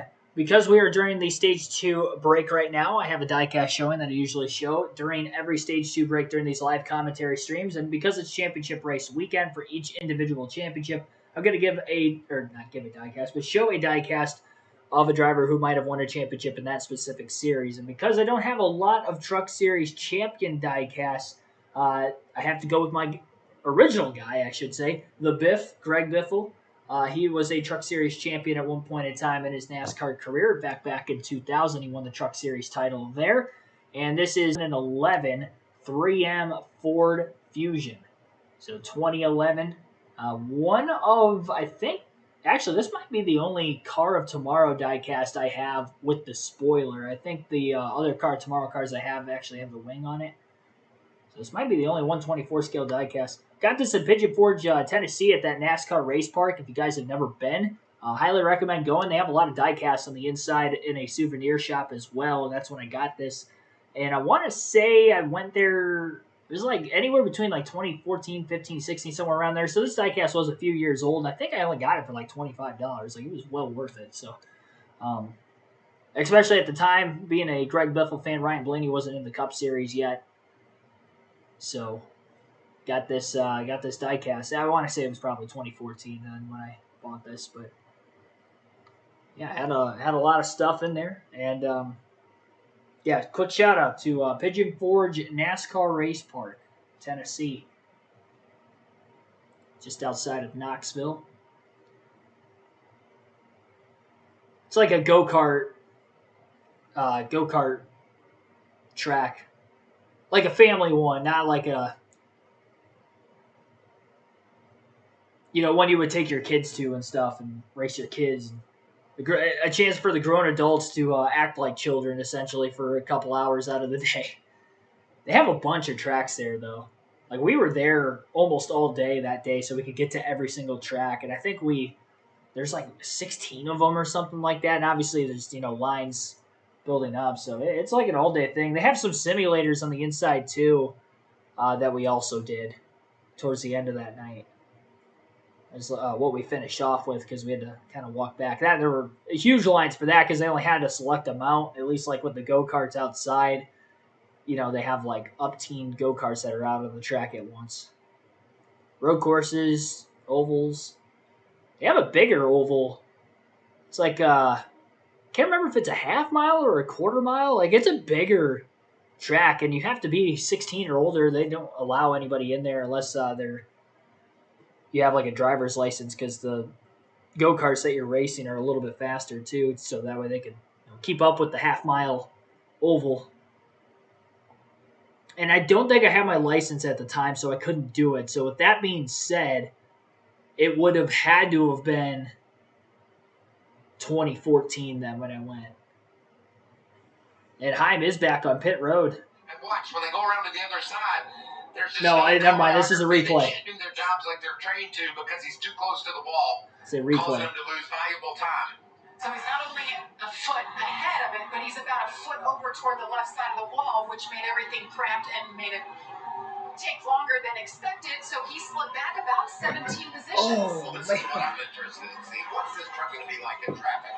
Can he just cut through the field? I don't think so, Phil. I think track position is more important than the truck that he showed earlier. Remember now, most of those trucks in front of him pitted before. That's why he's behind them. Zane Smith was actually the only truck that beat him off the pit road after that miscue. Zane Smith's a fast truck. You can't afford to give up any spots if you're after a championship. We'll see how it goes. Restart here for Christian Eckes, Chase Purdy. Green flag is in the air once again. Look at that mess behind him. Oh my goodness, what are we, 6, 8 wide? 7, 8 wide. Look at Ben Rose getting squeezed there. Down into turn 1, Christian Eckes checks out. You see the 88, Matt Crafton, welcome to the top 10. Look at Corey Hine. Squeezing up through the middle of trucks. Look at that battle. There's time down on the bottom. Grant Enfinger all over the bumper of Corey Hine. Pit road shifting gears, making passes. He knows how important it is to stay up, keep up with that 11 truck. Enfinger to the bottom of the roads. 3 championship contenders right there. You could almost throw a blanket over him at one moment. We're going to do 3 wide underneath the racing surface.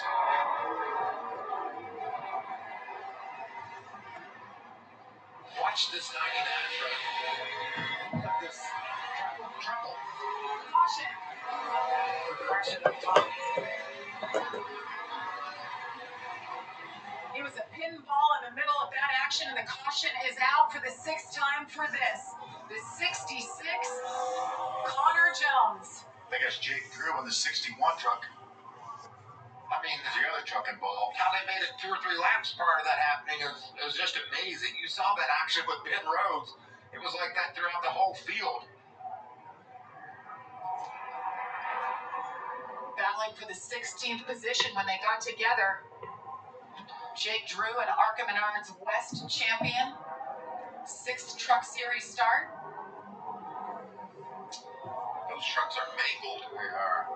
You see Jake climbing out of his truck right now. See where this began. Looked like Connor Jones just drove in there and ran into the 61 of Jake Drew. You see Haley Dean turn around there. Nearly hit by the 20, I think, of Nick Lights.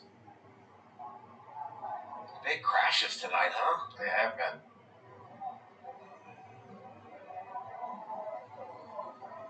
Great job out of 20 squeezing through there. So they come to a rest on the racetrack just before the start-finish line.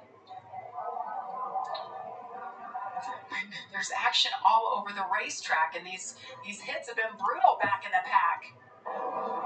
Like Michael said, I don't know how we ran 2 or 3 laps before something like this happened. And Rhodes, we were looking at the replay of his restart when this crash happened. I mean, he was really in a bind. I think he might have been 6 wide at one point during that restart. And he was hammered down, shifting gears, trying to gain positions. I was watching. This truck obviously is bright orange, and he looked like he was getting squeezed from the inside and the outside. Let's watch this again. There's the restart. Look at him squeezing in this hole. It doesn't look like it's even there. And still gutted it. There's the 66 of Jones and the 61 of Jake Drew. Look how tight they are. This is just before the contact. And look on the bottom. There's Corey Heim just trying and hoping he can clear. But watch here. Ben grabs it here. Squeezes in that hole. That's amazing. He knows it's time to go. He's got to stay in contact with that 11 truck of Corey Heim. AMR safety team talking to their drivers, and the drivers talking to each other.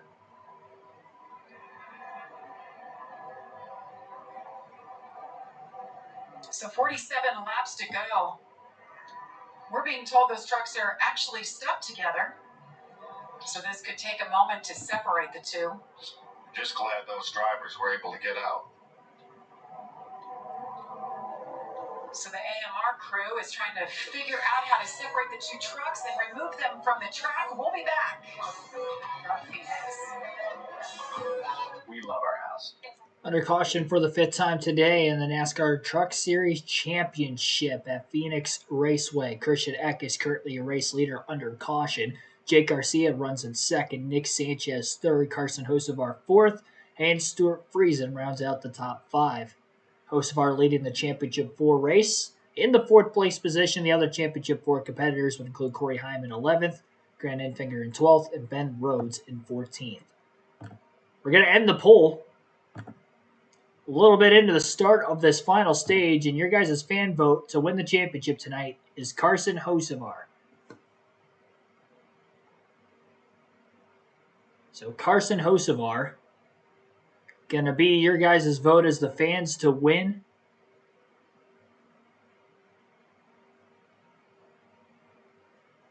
Waiting for it to update in the chat. He had 31% of the votes. Corey Heim with 30%.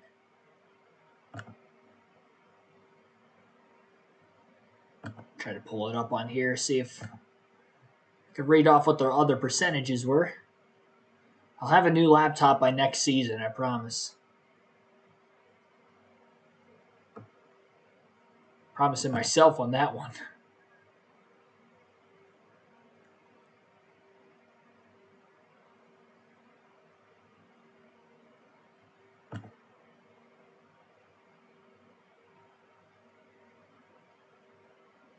Even gonna skip my own ad. Maybe.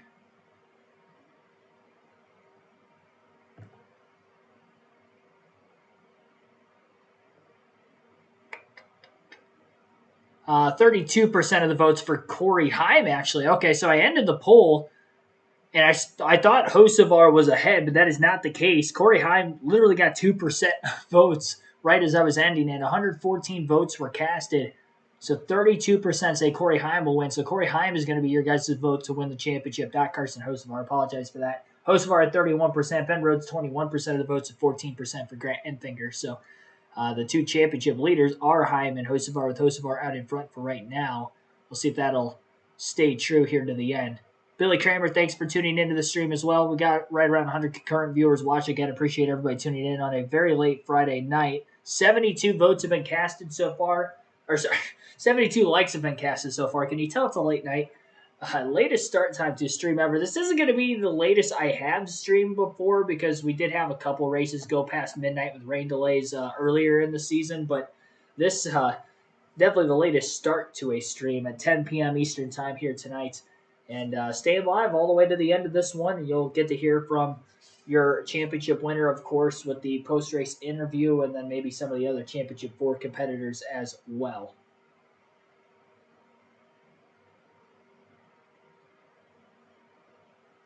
I think they're showing the replay of Corey Heim's pit there. I don't know why they're showing that over and over again. He only lost one position on pit road. It wasn't like it was a nightmare stop.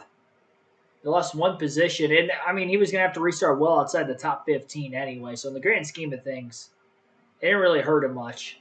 Zane Smith was the only one that beat him out. Still beat out the other Championship 4 competitors that pitted with him. They're working their guts out. It's been crazy. That restart was worth the price of admission right there. And we're getting ready to get another one here. It's going to be just as crazy. We know how important it is to gain that track position when they're all stacked up. And Corey Heim, Ben Rhodes were the star of the show on that restart. Grant Enfinger also keeping pace. He's in the 12th position just behind Heim. 43 laps to go before we decide the champion. And there's Corey Heim with his work cut out for him. Trying to save a little fuel. Hear it. Isn't that funny? You get a caution, you think it's a break. No, not anymore. You know, the drivers always have things they have to do, have to accomplish. The crews are shouting instruction, so you got to be on your game from the time the green flag flies till the checkers.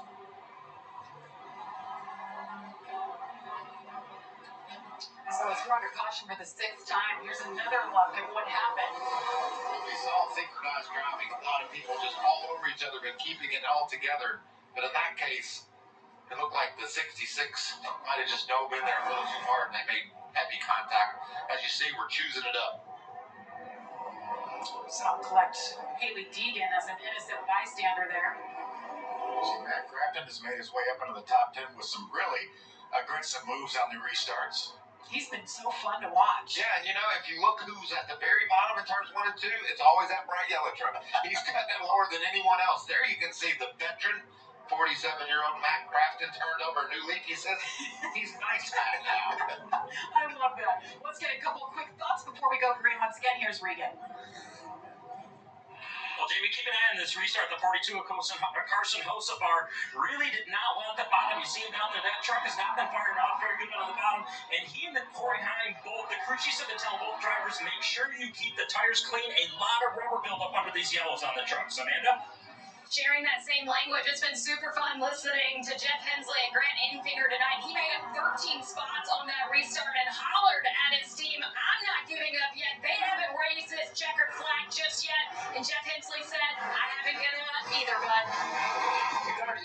41 laps to go with this next restart coming up. Christian Eckes once again out in front of the field. Corey Heim back in 11th, still trying to play catch up on the alternate pit strategy here to begin this final stage. Green flag going to be back in the air. Any restart could be the last you get later and later into this race. And right now, Christian Eckes trying to fend him off once again. Did a great job on the last restart. So far, so good on this one. Nick Sanchez is going to drive it in very deep on that bottom lane, and he's going to pull clear in the middle of 1 and 2. Great job by Nick Sanchez. 3 wide off of turn 2 as well there, as Hocevar nearly got sandwiched between Stuart Friesen and Chase Purdy. Eckes quickly back to the outside to whip his way around the 2 truck. Eckes still going to lead that lap, so Sanchez, although he had the lead in turns 1 and 2, never actually led a lap. Enfinger being blocked by Matt Craftsman through the dog leg down into that inside lane once again as well. Enfinger trying to get by the 11 of Corey Heim. Has to give him a little bit of room. 3 wide up the middle goes Heim off the exit of turn 2. right around where he restarted. Not sure what lane he was in exactly, but he was in 11th on the initial restart and is in 10th. Enfinger just behind him. Great launch for Heim. Cuts it all the way to the apron again. Sparks flying. So you take that cut down to the flat of the apron and then back across the bank into the racetrack. Heim underneath Matt Crafton now for 8th place. Enfinger still trying to deal with the 15 of Tanner Gray for position as well. Ben Rhodes looking to the outside of his teammate. Ty Majeski goes way too far up out of the groove. Actually lost a spot to the 17 of Taylor Gray. He'll cross him over to the dog leg. Rhodes is last of the championship 4 drivers back at 16th as he lost about 5 positions on the restart. He was right behind Heim. Got into the back of him, I guess, trying to get underneath him. There wasn't enough room there. And not sure necessarily that was what held him up. Actually, what held him up was his teammate, Ty Majeski, getting loose on the other end of the track off turn 4. Stacked up the 5 of Dean Thompson. And then the 99 of Rhodes ran into the back of Thompson, and that's what checked him up a few positions. Got that momentum back, but lost a lot of time before then. Corey Heim gains 2 positions that last lap, passing Crafton and Kraus to get to 8th. He's only 2 positions behind Carson Hocevar for the championship lead. 3 wide into turns 3 and 4, and very tight at that between the 17, 5, and 15. Hocevar still working on the 52 of Stuart Friesen, trying to get back into the top 5 as Carson. Looking to the inside through turns 1 and 2. Again, you don't have to win the race to win the championship. You have to be the highest finishing of the 4 drivers racing for the title.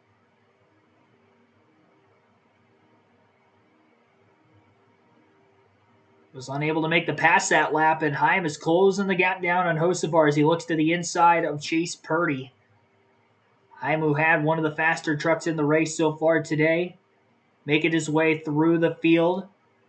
Pass for position made there, up to 7th now for Corey Heim. He's currently 3.6 seconds off the race lead.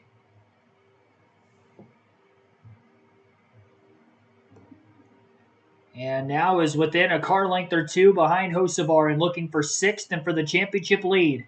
Hocevar blocking the bottom. Heim going to look to the outside instead through turns 1 and 2. It's going to allow him to get a slightly better drive off. Hocevar crowding the 11 quite a bit that time. Very big block, and maybe not a clean one by Carson Hocevar in the middle of turns 1 and 2. He's doing whatever it takes to try to stay out in front for this championship battle. He's going to make this as hard as possible on Corey Heim. I'm just going to try to battle him clean to the outside. Definitely had the momentum to get there, but had to check up to keep from Hocevar blocking him because he wasn't exactly sure how far Hocevar was going to block him up the track. So Heim will cut to the bottom this time. Hocevar gets a drive off, and again, Corey Heim just can't make the pass.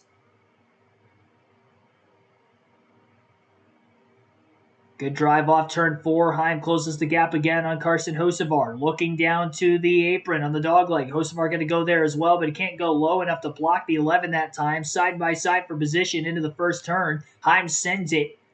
Clears the 42 in the middle of the corner. And now looking to drive away as he gets the rear grip needed to stay in front of the 42. We'll see if Hocevar is going to send it into turns 3 and 4, trying to get to him. And he gets into the back of Corey Heim. He moves him up the racetrack. And he just can't slip underneath him. Heim stays in front for now. We'll see if he'll try the bump and run again through 1 and 2. Hocevar is using up this 11 truck right now. Oh, he turns him! Hocevar hooks the 11. The caution's out. The 52's in the wall. The 11 slides. He just turned him. Oh, my goodness. Went down in turn 1 and just spun him out. And he's frustrated. Well, I mean, I feel the same way he does. How do you think Corey Heim feels right now? Well, a good thing about Heim is he didn't get any damage. He's spun sideways.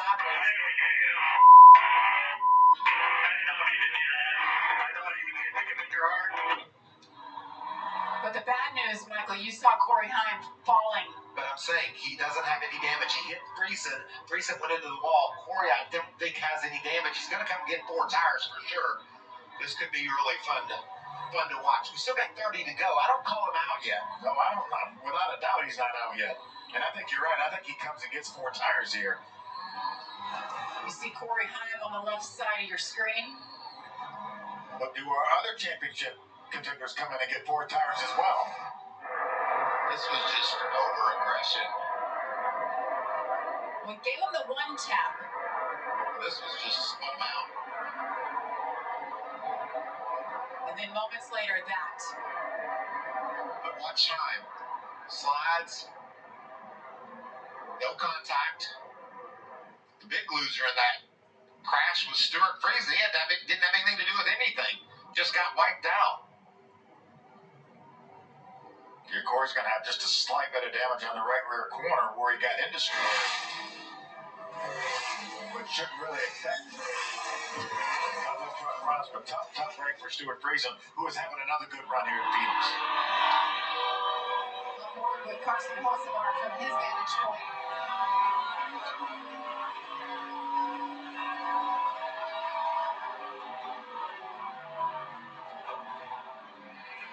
You see how much he slid up to get to the 11. But Corey had him a full lane up.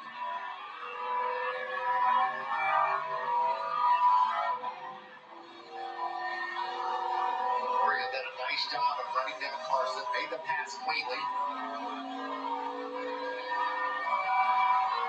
I guarantee you Corey didn't see this coming. No, sure did.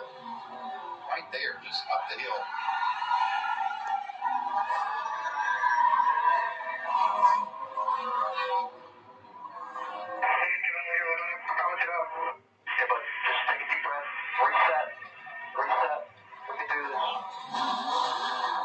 He can't do this, and I think what he has to do now, Phil, is just put that behind him.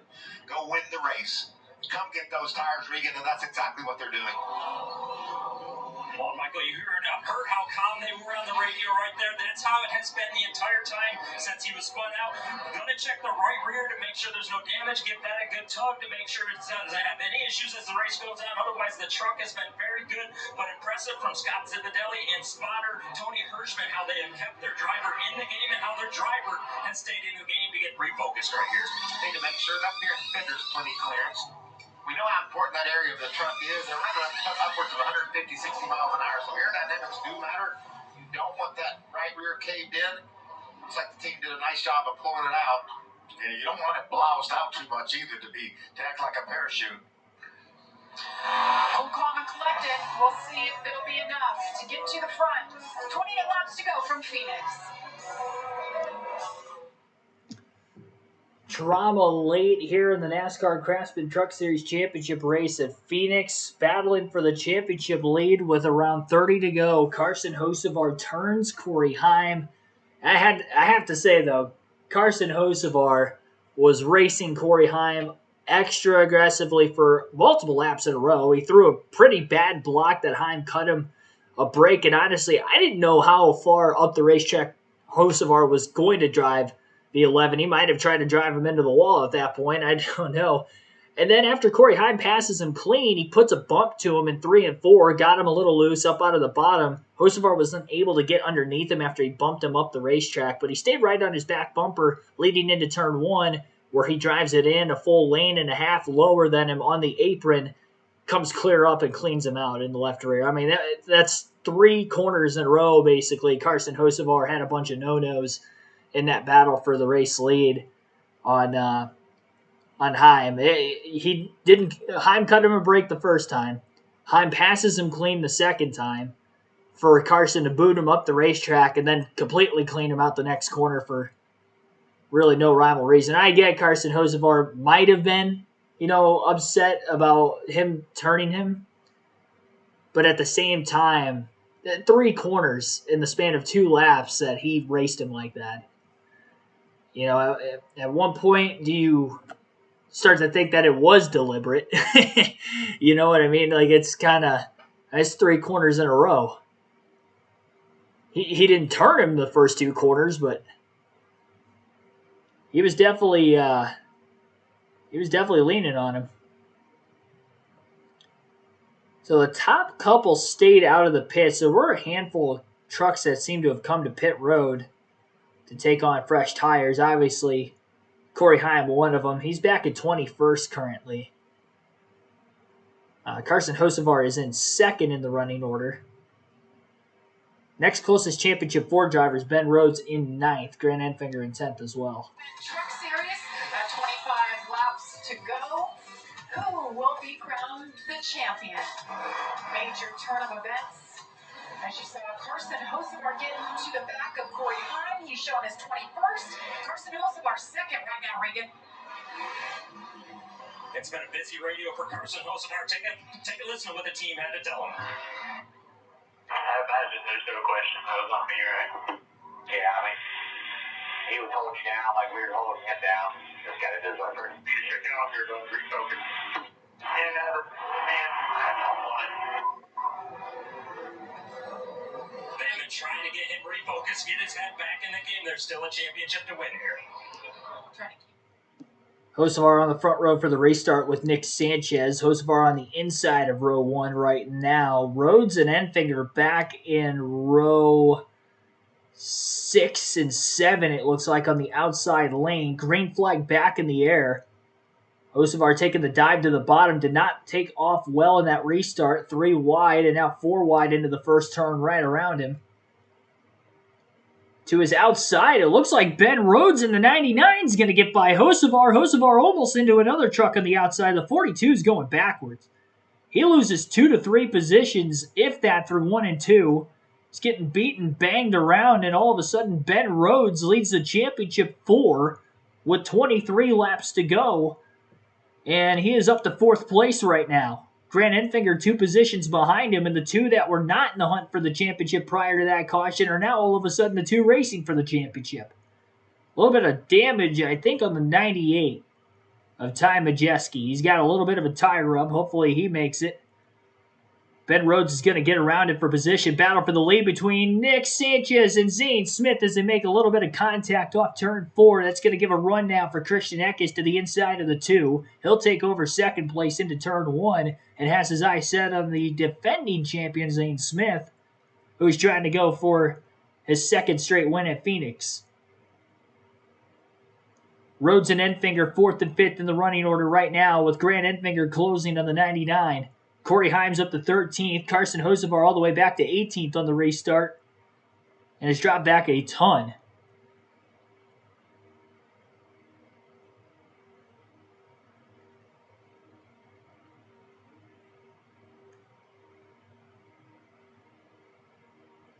Eight-tenth of a second lead for Zane Smith over Christian Eckes. Ben Rhodes down to 3rd as he gets by Sanchez. Grant Enfinger to 4th place. And cautions out again. Trouble towards the back of the pack with Stephen Parsons, Bailey Curry, and Daniel Dye. Some hard hits in turns 3 and 4.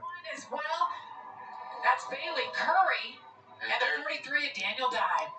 Wow, that's not what Rich Lucius wanted to say. He's like me. Let's just run this thing out. I think we got in a pretty good spot. Did you just see or just say, Michael? You can't start another I didn't want that because it's only going to get worse. They're just going to keep. It's going to be like the Xfinity race at Martinsville. They just keep pushing and shoving until there's nobody left hardly.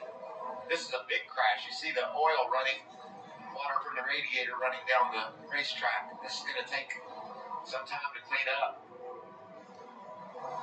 Meanwhile, Corey Heim up to 12th. Don't forget him. I told you he wasn't out of it. They're going to hear from him before this is over. Meanwhile, Carson Hocevar back in 18th after that restart.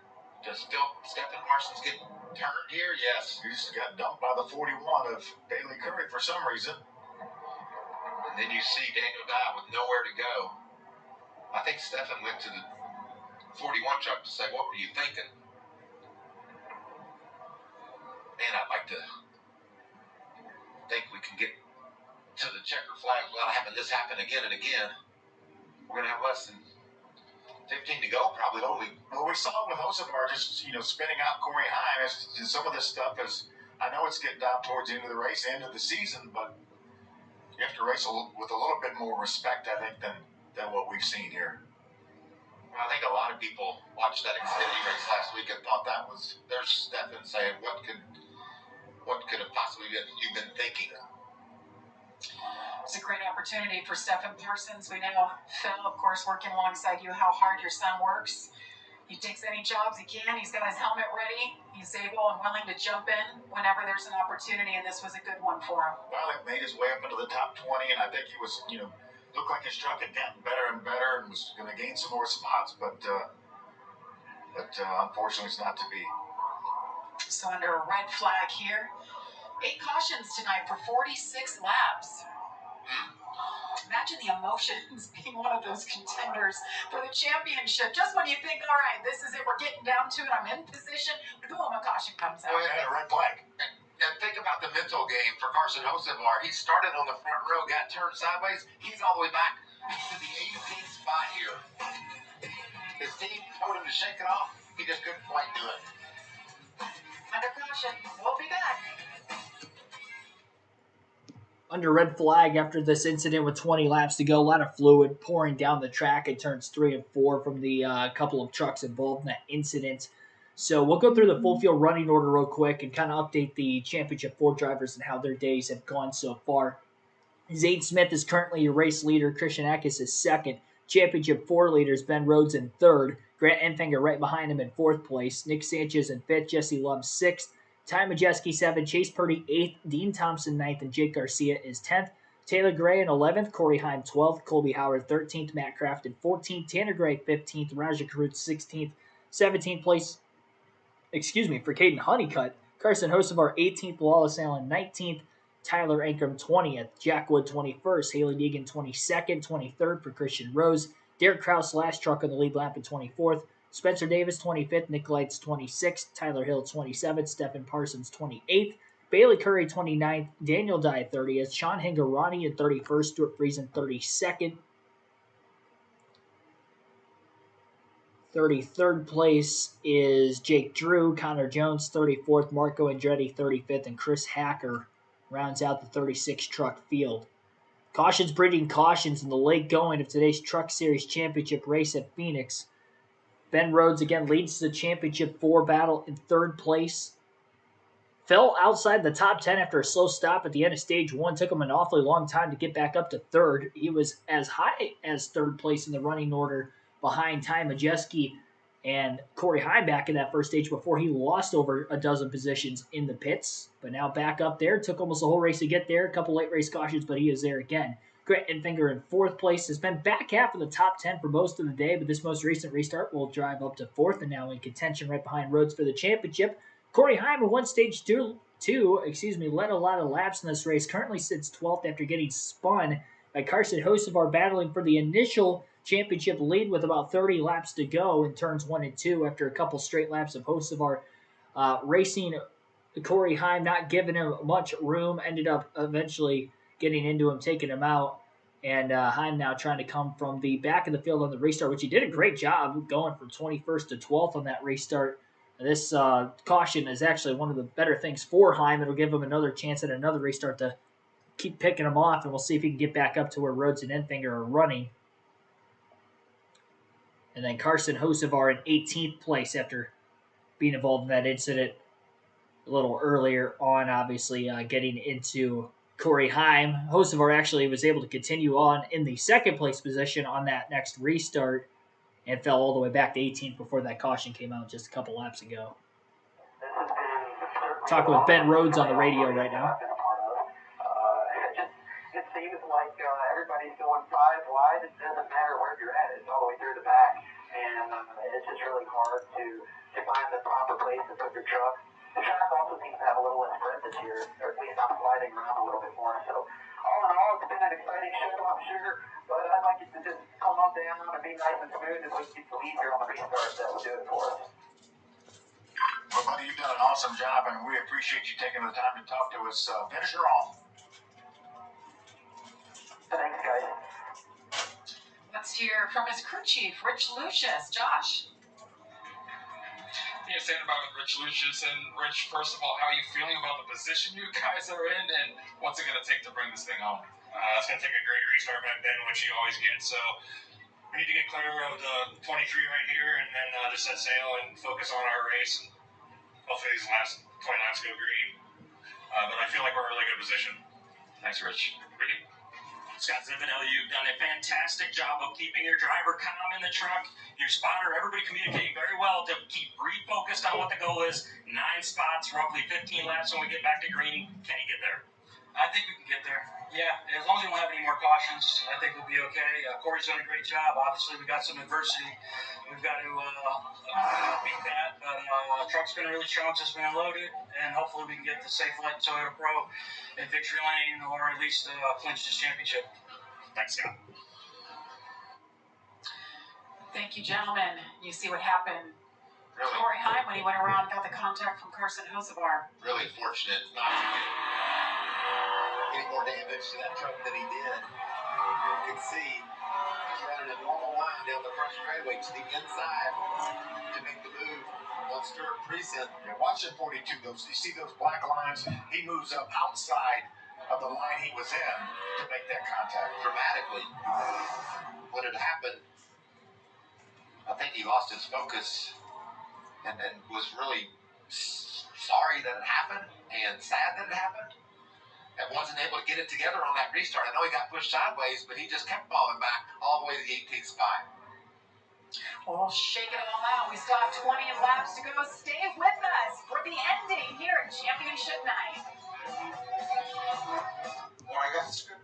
Still under red flag following a 3-truck incident in turns 3 and 4, just a few laps before halting the field on the back straightaway under the red flag conditions we currently see. More race stats to this point. In fact, it's a tie for the most laps led between Ty Majeski and Corey Heim, each leading 48 laps to this point in the race. 26 laps have been led by Christian Eckes, who is still currently a race leader. Zane Smith led 4 laps on that restart before Eckes was able to get away and take the race lead away from him. 5 laps led for Nick Sanchez, pretty much all under the caution leading into the most recent restart also that we had. Actually, Zane Smith leads right now, and that's why he has led several laps. Eckes led the 26 before that. And one of the early restarts in Stage 3 is where Nick Sanchez ended up taking the race lead away. Still sitting at 24 trucks on the lead lap. I do believe Spencer Davis in 25th will get the free pass with this caution. 5 different drivers have led at least 1 lap in the race today, and 6 lead changes amongst those 5 drivers. This is our 8th caution of the race to this point, again under red flag conditions. Average race speed has slowed down quite a bit with all these cautions in Stage 3. 79.76 miles per hour is the current average. 4 cautions per incident in the final stage, which means that we've had 4 cautions per incident in just the last 30. I think we went green with 56 to go in the stage. So last 36 laps, we've had 4 yellows. Definitely slowing the race pace down a ton in this final stage. A lot of short runs before another caution. Actual race audio, what I play for you guys when I'm not talking, yes. It is the actual race audio from Fox Sports 1. Then I commentate throughout the course of the race as well.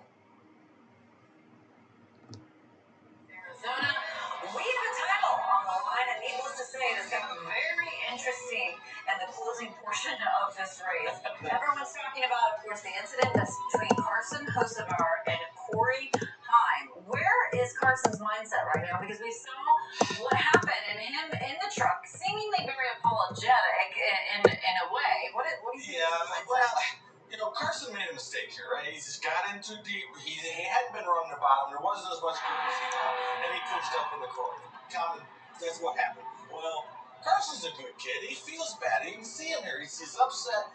He's mad at himself. He doesn't want to make those kind of mistakes. The problem was stock car driving, race car driving is just one sport that takes constant concentration. Right. He couldn't get his concentration back. Yeah, it's hard to regroup, and then you have that restart. He starts on the front row, goes all the way back to 19th in a lap. You can't have that. Those kind of things happen and kind of crumble when the pressure's on at the end. Hopefully these guys can fight back, especially Right there. Corey Heim. All right, it's going to be interesting. Back to Jamie Little and the guys in the booth.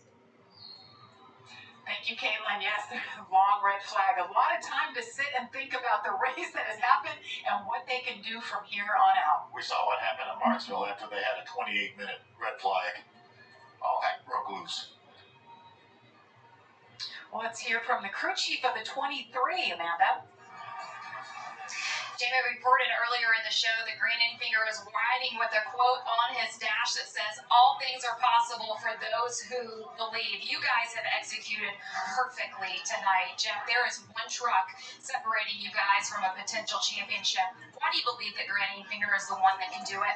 Well, I mean, it's a matter of who wants it the most. And I don't know if anybody else in this garage when he wants something, he goes and gets it, and we've been pretty fortunate. We made all the right adjustments from practice yesterday. We weren't very good. We were a 10th place truck at best. And I still don't think we're good enough to outrun that 11 if he hadn't had any issues there. Us and the 99 are pretty even. It's just according to who gets out front. But, the guys done a great job on pit road tonight. The guys that work on this thing all year long have done an amazing job. So far, knock on wood, we haven't had a DNF all year long. Probably the only team in the garage area can say that. So hopefully we can get our champion power equipment Silverado past that 99 and get far enough ahead of that 11 he can't catch us. But we'll see what happens. I think we got a shot at it. That's all you ask for. It's what everybody works for. So. And they haven't given up on each other all night. Regan?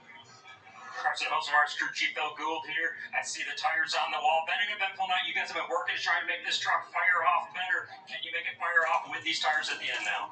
Yeah, I think so. As we can see, anything can happen, and we find ourselves in a bad predicament there, but it's not over till it's over, and we're just going to keep playing. Thanks, Phil.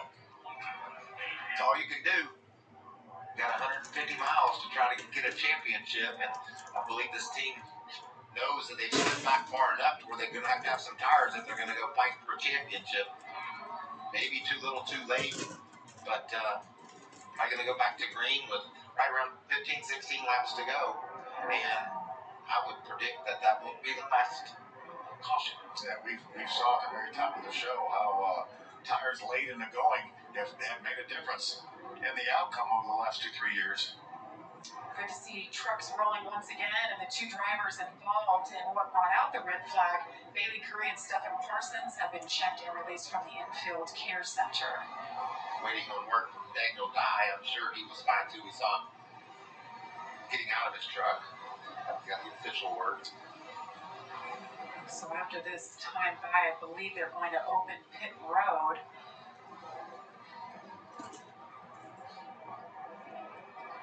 Well, on the East Coast, they're just getting Saturday started. So start your Saturday strong with Big Noon Saturday as Fox in the 7th-ranked Texas hosts number 23, K-State. It all starts with Big Noon kickoff live from Austin at 10 a.m. Eastern.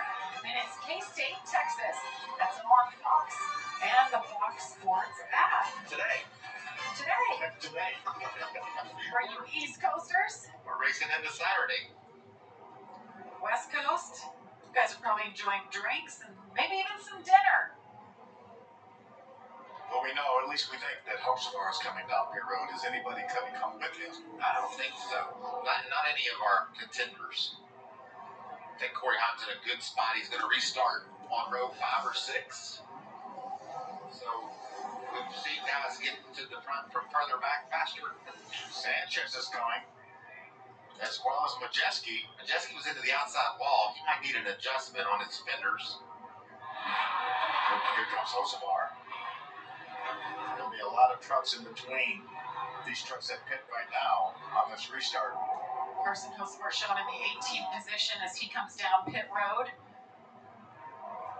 Zane Smith shown as the leader. Stewart's just coming out of his pit.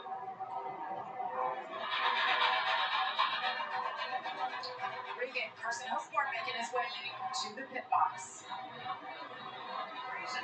And Jamie, you just heard it from crew chief Bill Gould. Really the only option these guys have at this point on those older tires. Lost the track position. Come down, get the 4 tires right now, and do everything they can to get back up through the pack as far as they can. And obviously a disappointing night for these guys. It's been a little bit of a struggle.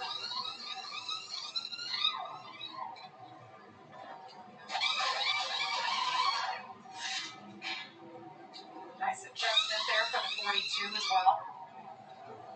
I think you saw Carson showing his displeasure with the move that Carson made by slowing down as he went toward his pit, just to say, I'm not cool with what you did. He was, of course, an innocent bystander. When Heim went around, he got into Stuart Friesen, who was running in the top 5. Here's our battle for the championship right here. Potentially the 99 of Ben Rose, the 23 of Grant Enfinger. And they're going to have company. They know the 11 is coming. Just going to be a matter if Corey Heim can get a clean restart, if we can keep our championship contenders out of the wall and race for it. I still feel like this is the guy you're going to have to beat. He's got better tires, he's got a faster truck, and he's motivated after getting dumped, racing in front of Carson Hocevar. Well, this has been fun to watch. It has. All night long, and now the 2 most experienced of the championship 4 right now running 3rd and 4th. Just unpredictable, just like we expected. I told you at the start of the show, I love Championship Friday night. It has a little bit of everything, and we've seen that. A dominant truck here for Corey Heim. Now he's in a position where he's going to have to really get aggressive to get through this field. We're going to restart with less than 15 to go, or right around 15 to go. You know, a couple of the trucks in front of Corey Heim are his teammates, Taylor Gray and Dean Thompson. We're going to start choosing here. Do those guys just get out of the way? If I'm Corey Heim, I would like to think so. Certainly not going to battle him very hard for sure. Let's see what they decide to do. Anybody going to kind of cut Corey Heim any slack? Zane's going to take the outside. Then outside, Grant Enfinger will line up side by side with him. Ooh! No team orders there, it didn't look like. Yeah. That was a late dive by Taylor Gray. That was some space that Corey Heim would have really liked to have had. Put that truck on the outside of him. And then Corey's going to line up ninth, it looks like. Let's see that one again. Late decision right there. I'm glad Corey was paying attention. Exactly. Like, what are you heck, doing? Man? What are you doing? What a crazy night for this young man. Remember, top of the show, we showed. We're going to have 15 laps to go. Another restart ensuing as the 2 drivers racing for the championship will line up in row 2 with Grant Enfinger on the inside lane and Ben Rhodes on the outside. Corey Heim trying to catch them in the championship hunt as well, as he will be on the inside of row number 5. More than likely going to be taking that huge nosedive down to the dogleg, probably as close to the wall as he can get without touching it. Send it through 1 and 2 and hope he can pass as many cars as possible. 15 to go. Zane Smith, Christian Eckes also battling for the race win if one of the championship 4 drivers does not win this race. Green flag back in the air. Zane Smith very, very wide off that start. Pretty good launch. Eckes on the inside going to try to send it into turn 1 as he's on the door of the 38. Grant Enfinger was able to clear up on the 99 of Ben Rhodes, and it does look like Chase Purdy sliding up a little bit. Almost got into Grant Enfinger. Big block. And he is going to pull on the 1. And it's the 99 and 23 now, still battling for the championship. Positions 3 and 4 just as they restarted. Only Enfinger moves up 1 spot. Ben Rhodes just behind him. 14 laps to go. Rhodes looking to the inside. Grant Enfinger, a little wider line through turns 1 and 2. Can Rhodes get to the inside of the 23? No, he does not.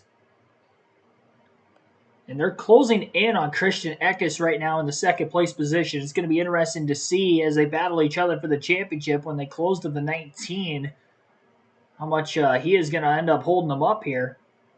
Eckes isn't going to just lay over. If we get another caution, he's going to have another shot at the win on the front row. And meanwhile, Corey Heim has worked himself all the way up to 6th place. Chase Purdy closing in on the 99 of Ben Rhodes, looking for a spot here. What a restart by Corey Heim to get all the way up to 6th.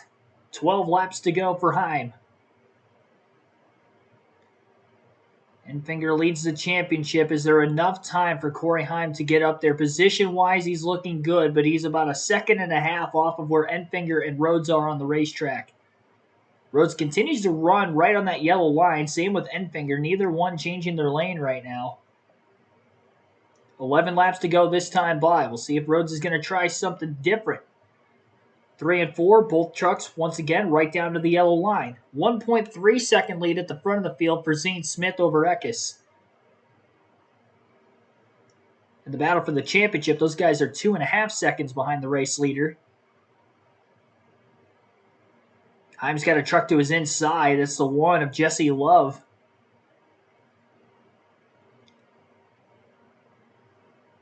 It's another truck at Tricon Garage.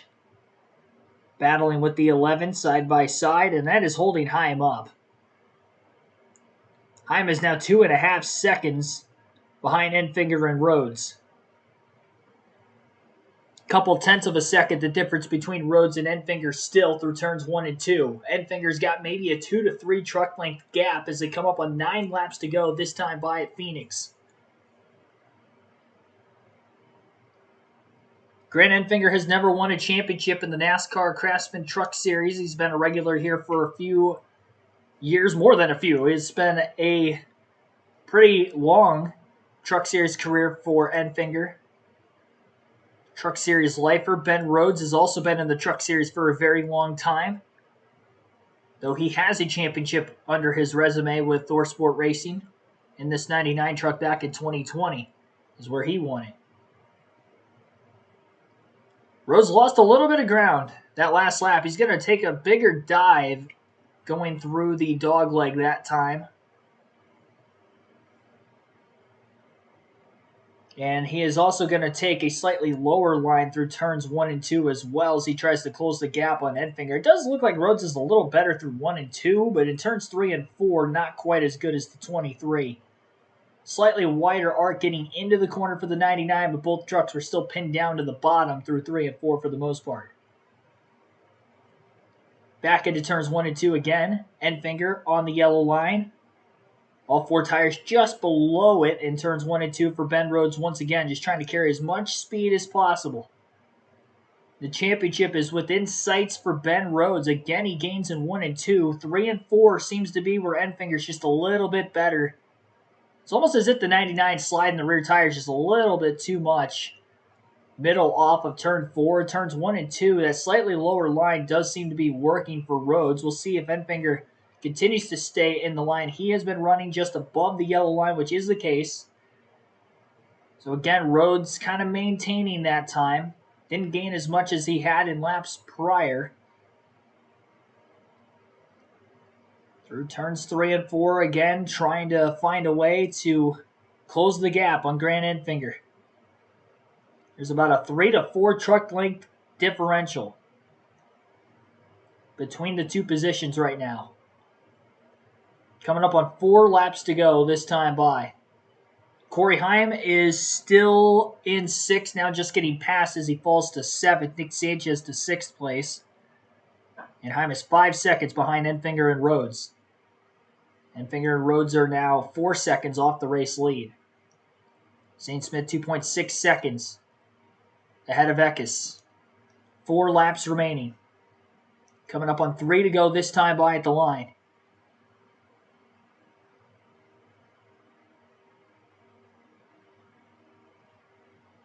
Big wreck on the back straightaway. A massive crash. Hocevar's in it. There's a few other trucks in it. The caution's out for the 9th time. With 3 to go, setting up yet another restart. Carson Hocevar, I have to believe that that's the right. I believe he just said that's fair. Well, I think Corey Heim decided he couldn't win it. I don't think Carson Hocevar was going to win it either, though, but he had battled his way inside the top 10 and had caught Heim. But Taylor Gray's and is a victim of that. He had a great night going. Top 10 most of this evening. 3 laps to go. Caution out for the 9th time. Grant Enfinger says, I wish y'all could have settled that after the race. Yeah. And let me run my race to the championship. See the damage on the left side of the 11. I think there's also right side damage. And he talked, yeah, significant damage to Corey Heim. Yeah, that's a shame. Varsity are coming up on the 11 right here.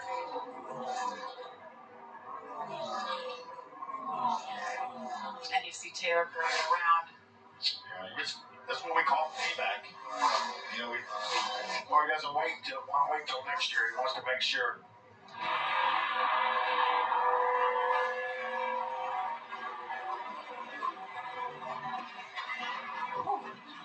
Big hit. Thrown on board with Corey Hahn now to see from his vantage point.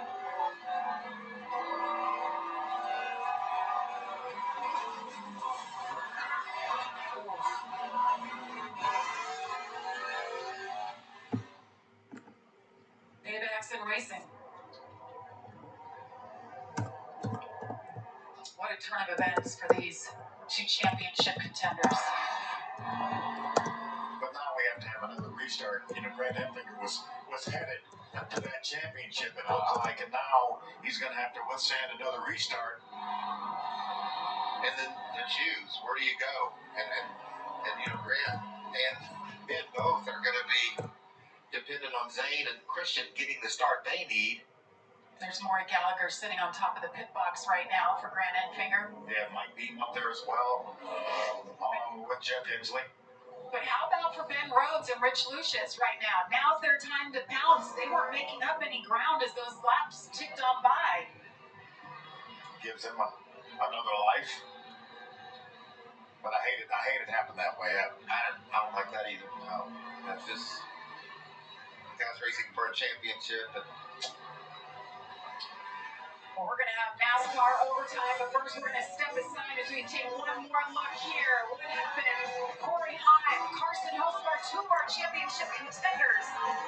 Bam! In the wall. More for Phoenix after this. I'll tell you what, this race has gotten sloppy over the last probably 50, 60 laps of this thing. Zane Smith is your race leader right now. He was a couple seconds ahead of Christian Eckes, so pretty much had the race won. Grant Enfinger was about 2.5 laps away from a potential championship as he had about a 7 to 8 tenths of a second advantage over Rhodes, who's slowly pulling away from him. It wasn't necessarily over by that rate, but it did look like Enfinger was setting himself up in a pretty good position there, but now going to have to fight Rhodes up for another restart. Heim and Hocevar's trucks are both wrecked. I mean, Corey Heim hasn't pitted yet, so he still scored ninth, but a lot of damage to the right front of his race truck, right rear for that matter, as well as he basically just kind of pit maneuvered himself into the wall with the 42 of Hocevar when Hocevar got to his outside in turns 1 and 2. That was payback from an earlier incident just north of 30 laps to go in the race where Hocevar used up the 11 of Corey Heim, actually just spun him out, really, in turns 1 and 2. When they were initially battling for the championship at that point in time, and because of that incident, that is what has left Grant Enfinger and Ben Rhodes now to battling for the championship instead. And payback, as you heard right there from myself and from the Fox booth, that payback was served there from Corey Heim. But it's at the expense of setting up yet another restart. And this time it is going to be an overtime restart, so we are past the scheduled distance. The way NASCAR overtime works, that you would get the green flag, next flag ends the race once you get to the white flag. So if the leader comes around, gets to the white flag, then the race will end if another caution comes out, or of course when they get to the checker. So we'll see.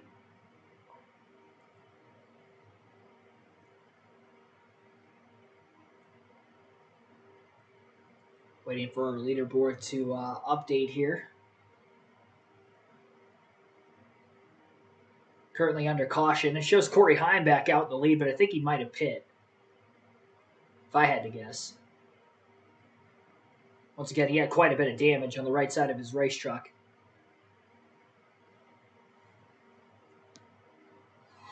And we welcome you back to the Craftsman 150. It's championship race night, and we can taste it oh so close. As you see there, NASCAR overtime. And Ben Rhodes right now sitting fifth, but could trouble be brewing? So when I'm at speed, I can shift fine. It goes into third gear fine, but I'm probably over half the restart tonight. I go to get it third, and I'd say over half of them, the first time attempt in the third gear doesn't go. If I have enough momentum, I'm able to recover because I get that good, first, second, third. Third to fourth, for whatever reason, isn't working. That's trouble, or could be. If he can't get a clean shift into fourth, then he wouldn't have to really shift, I don't think, Phil, until he got down the back straightaway, and he needs to grab fourth then. So maybe if he gets a great start, he's got enough room to work it into gear. But this could be potentially some big trouble for the 99. Yeah, we're going to only have a 2-lap overtime finish, so he can't afford to lose much ground to Grant Enfinger.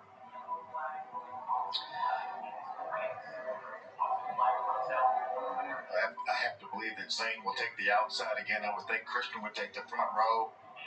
And that's like I said, those two need that front row to get a great start so that they're at least even. One of those front row starters has a shifting issue or has a tire spin, that will directly affect them in row 2. Not the way he wanted to end his night here for the championship race. Carson Hocevar making his first championship appearance, and you see his truck being taken out on the record. Meanwhile, Zane Smith continues to lead here. He's led 26 laps and counting. Hard to believe that he's only won one race this year. That was way back at race number 1 almost 9 months ago. So fast, though. And right. The crazy thing is Phil and I have some garage sources. And number 38, number 19 was on everybody's short list of who was going to win this race. And there they sat. What disappointment it has to be for those two not to be in our Championship 4. I think they were on a lot of people's Championship 4 list, and Christian Eckes can taste it. That last lap move at Talladega that went wrong, the pit road issue that he had at Homestead, also that restart violation, all those mistakes just have to get you in the gut. Same thing for Nick Sanchez. Remember, Nick Sanchez tied for 4th and lost on a tiebreaker to a better finish in that round than Ben Rhodes. And remember, he ran into a Tanner Gray on the way to pit road, and his pit stop was 6-8 seconds slower than his average pit stop, and that was under green. And all he needed was one more position on the racetrack, just one more. Grant Finger. All right, Grant Enfinger going to be on the outside lane here of row 2, which is interesting because Ben Rhodes is going to be on the inside of row 2. And it was we've got I've got to get the race up on. Oh man, my phone just died on me at a bad time.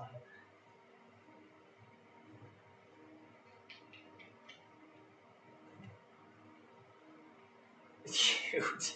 I'm gonna miss the end of the race. God bless America. That was my bad on that one. I'm not gonna be able to get the phone on the charger and get this. They're about to restart. They literally got the 1 to go signal.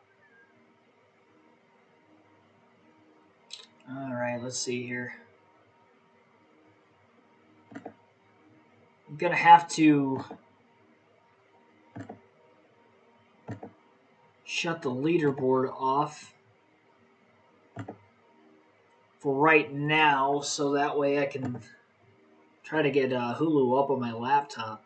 My laptop runs so slow though, so I don't even know. Dang, I feel terrible. I really apologize for this.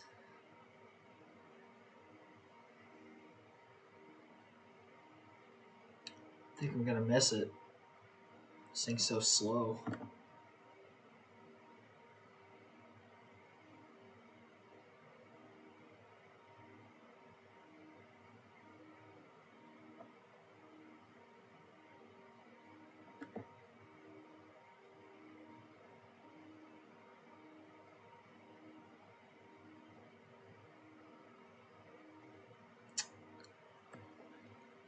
Having some buffering going on here.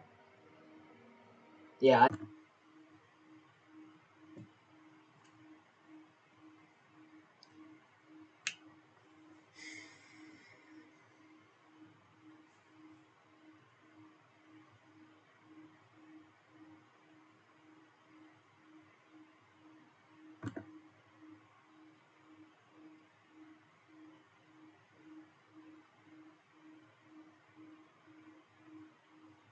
All right, I think we're back. Oh my goodness. Crazy race, crazy stream. We are back. And the race is still going. They're on their 3rd overtime restart this time around. A lot has happened. I missed the first overtime restart. I'm not gonna lie. I don't know how Grant Enfinger ended up at the back. I'm assuming he got in a wreck of some sort. And then the restart after that, Zane Smith, who was leading, missed a shift in front of Ben Rhodes. Rhodes runs into the back of him, causing a lot of damage on the right front of Rhodes' race truck. He stays out onto the racetrack, hoping that he can limp this truck around for 2 laps to win the championship. Enfinger, who's the next closest in the championship 4 hunt, is in 18th. So Enfinger needs to pick up 12 spots to win the championship here on this restart. Not really even pick up 12 spots. Maybe hope that he meets Ben Rhodes somewhere in the middle. And will this be the final restart of the race? Because it has been an absolute crapshoot. The entire final stage really has been.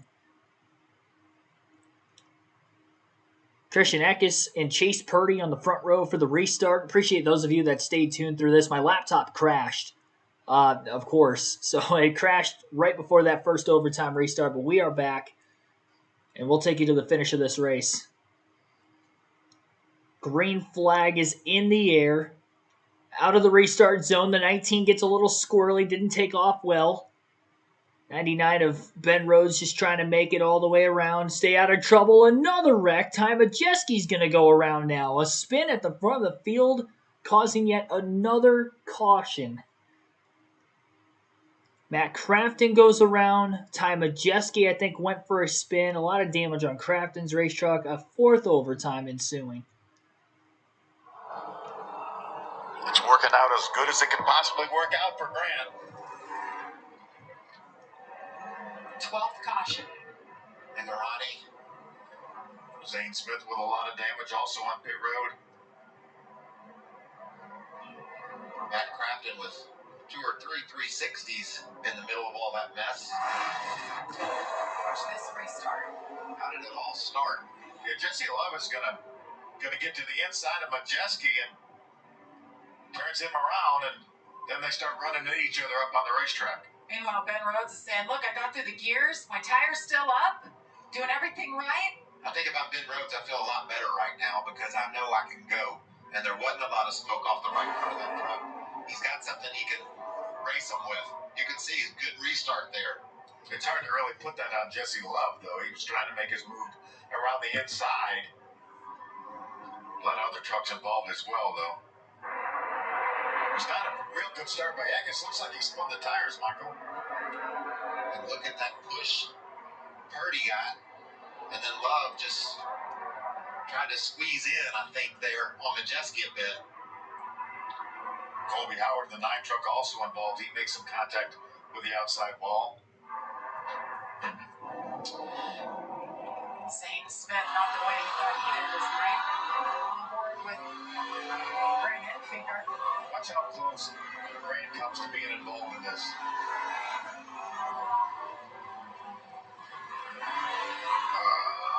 Got to run right on through there. Look at this mad rush to turn 1.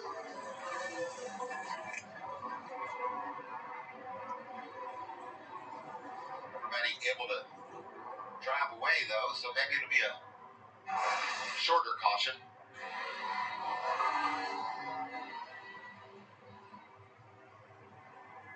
What about our leader, Chase Purdy? We've talked all year about how he gets better and better, puts himself in a position here late to grab his first victory. That'd be kind of cool for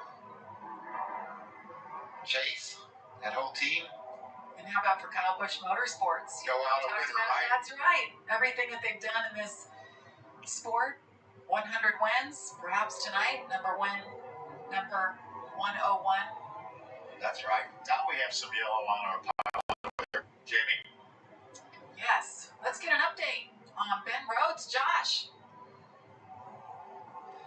Yeah, Christian just asked Ben how the truck was on that restart. He said it turns halfway decent, but then Ben voiced some displeasure with the guys wrecking behind him as he continues to stress out as he tries to win this championship. Amanda?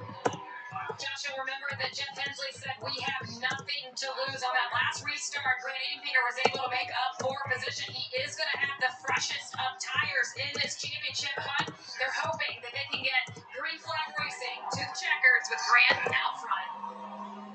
8 trucks separate Ben Rhodes from Grant Enfinger. So we'll do it again. Yes, we will. About an hour ago, feels like we were pretty close to crowning the champion, giving it to Grant Enfinger with 2 or 3 to go, and now we've been trying to give it to Ben Rhodes here for the last 4 restarts. It's true what they say. Cautions breed cautions. So we'll have to do it one more time. NASCAR overtime. Number 4, ladies and gentlemen. For you following along at home, thank you. I think 4 is a record that we've ever had. It'll be worth it, though. Stick with us. See who the champion will be. 23 races over the course of 9 months to get to this point. Michael, you said it earlier in the show. Tonight can change lives. yes, it can. Walk around with a NASCAR championship in one of these big series, the big 3. And so often you hear a guy that won a championship and they say it just makes them hungrier to do it again because there's so many things you forget about the night and what happened. You want to go back and relive it. Ben might have forgot a lot of things.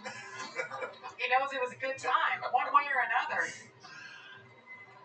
There was bubbles in his water. It really had him intrigued. Whatever happens, if he wins the championship, they need to just put a camera on him and just follow him around. Yeah, mic him up, put a camera on. Yeah. The Ben Rhodes simulcast. Ben told me the other day, he said, Mike, I don't drink much, but when I do, I do it right good. Just don't forget, too, that his truck owner, Duke and Rhonda Thorson, trying to win another championship. They've done so much for the sport here.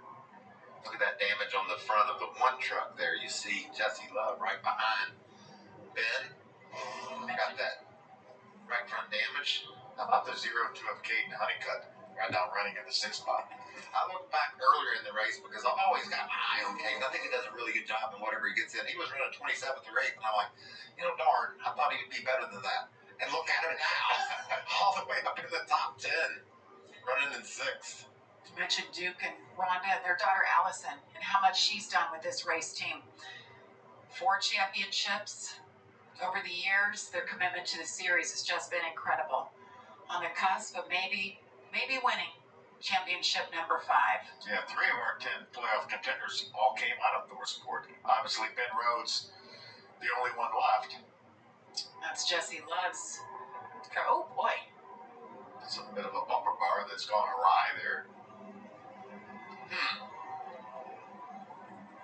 Michael. So What you got? I was just gonna say that, I'm just thinking big picture. The bourbon and celebration and maybe a chartered yacht or something coming up. I'm trying to weave tapestry. How long have we been on the air? Hey, look at us, last week. We started yesterday. I know that.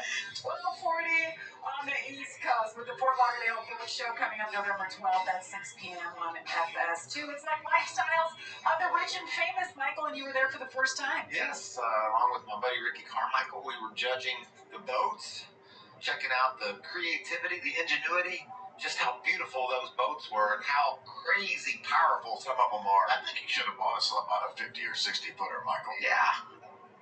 That was a few investments ago, Phil. I might be able to figure that out.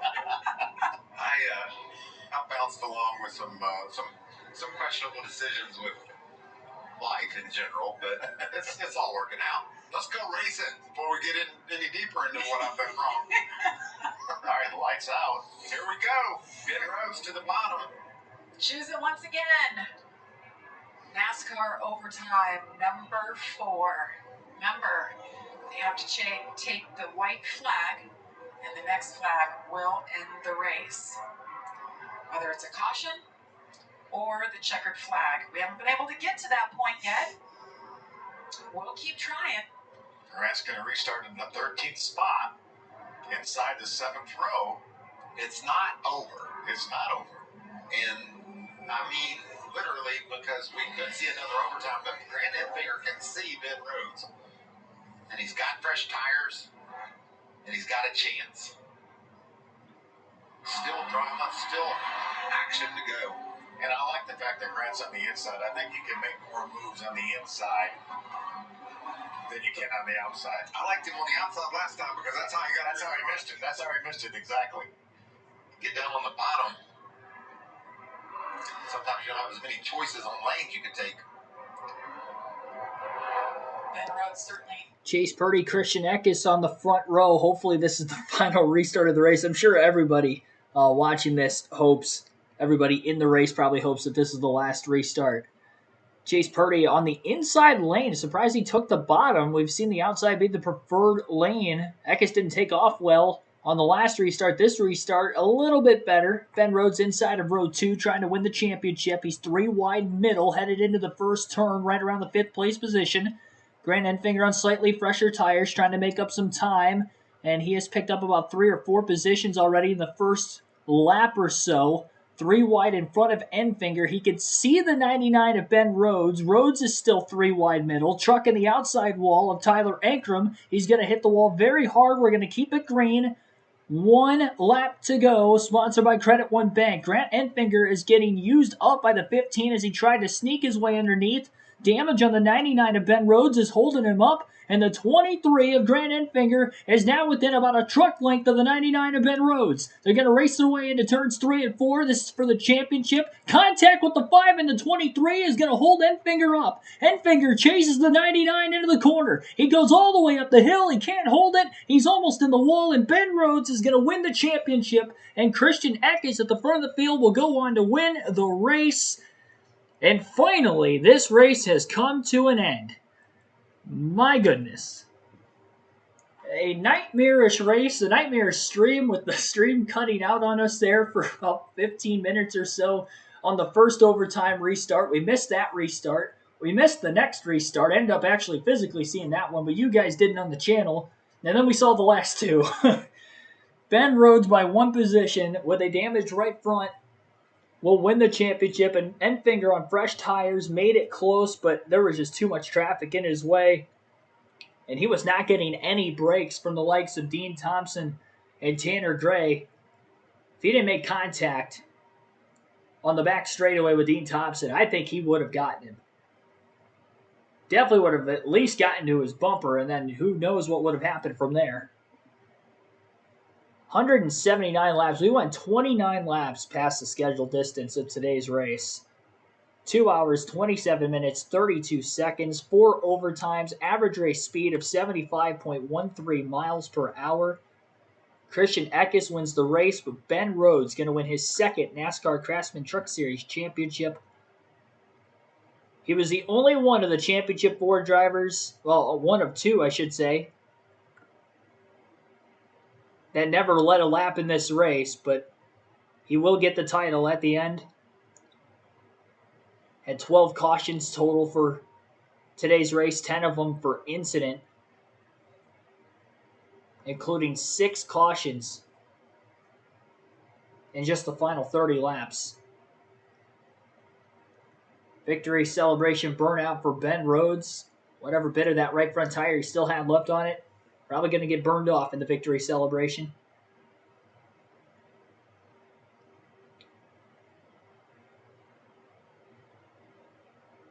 Wild stream. This is going to be one I'm never going to forget. With the mayhem that we had in the race, the stream cutting out, I was scrambling around to try to get it back up and running. Thankfully, we had more than 1 overtime restart. Otherwise, we would have missed it. You'll get to hear from your champion, Ben Rhodes.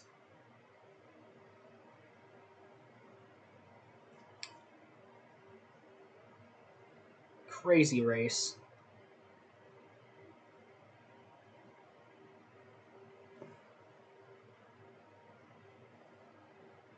The other championship 4 drivers, Rhodes finished in 5th, Grant Enfinger 6th, Corey Heim 18th, and then Carson Hocevar DNF finishing 29th tonight.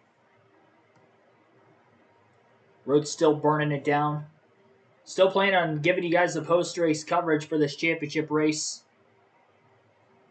As long as Fox stays on the air, they obviously went way past their scheduled airtime. I know we're definitely going to get an interview from the champion. That is guaranteed. And you'll get to hear from him at least, and maybe some of the other Championship 4 drivers as well. Surprised we never got a Carson Hocevar interview in there after he exited the Infield Care Center about 33 laps ago. I mean, we had 4 overtimes to try to get it in.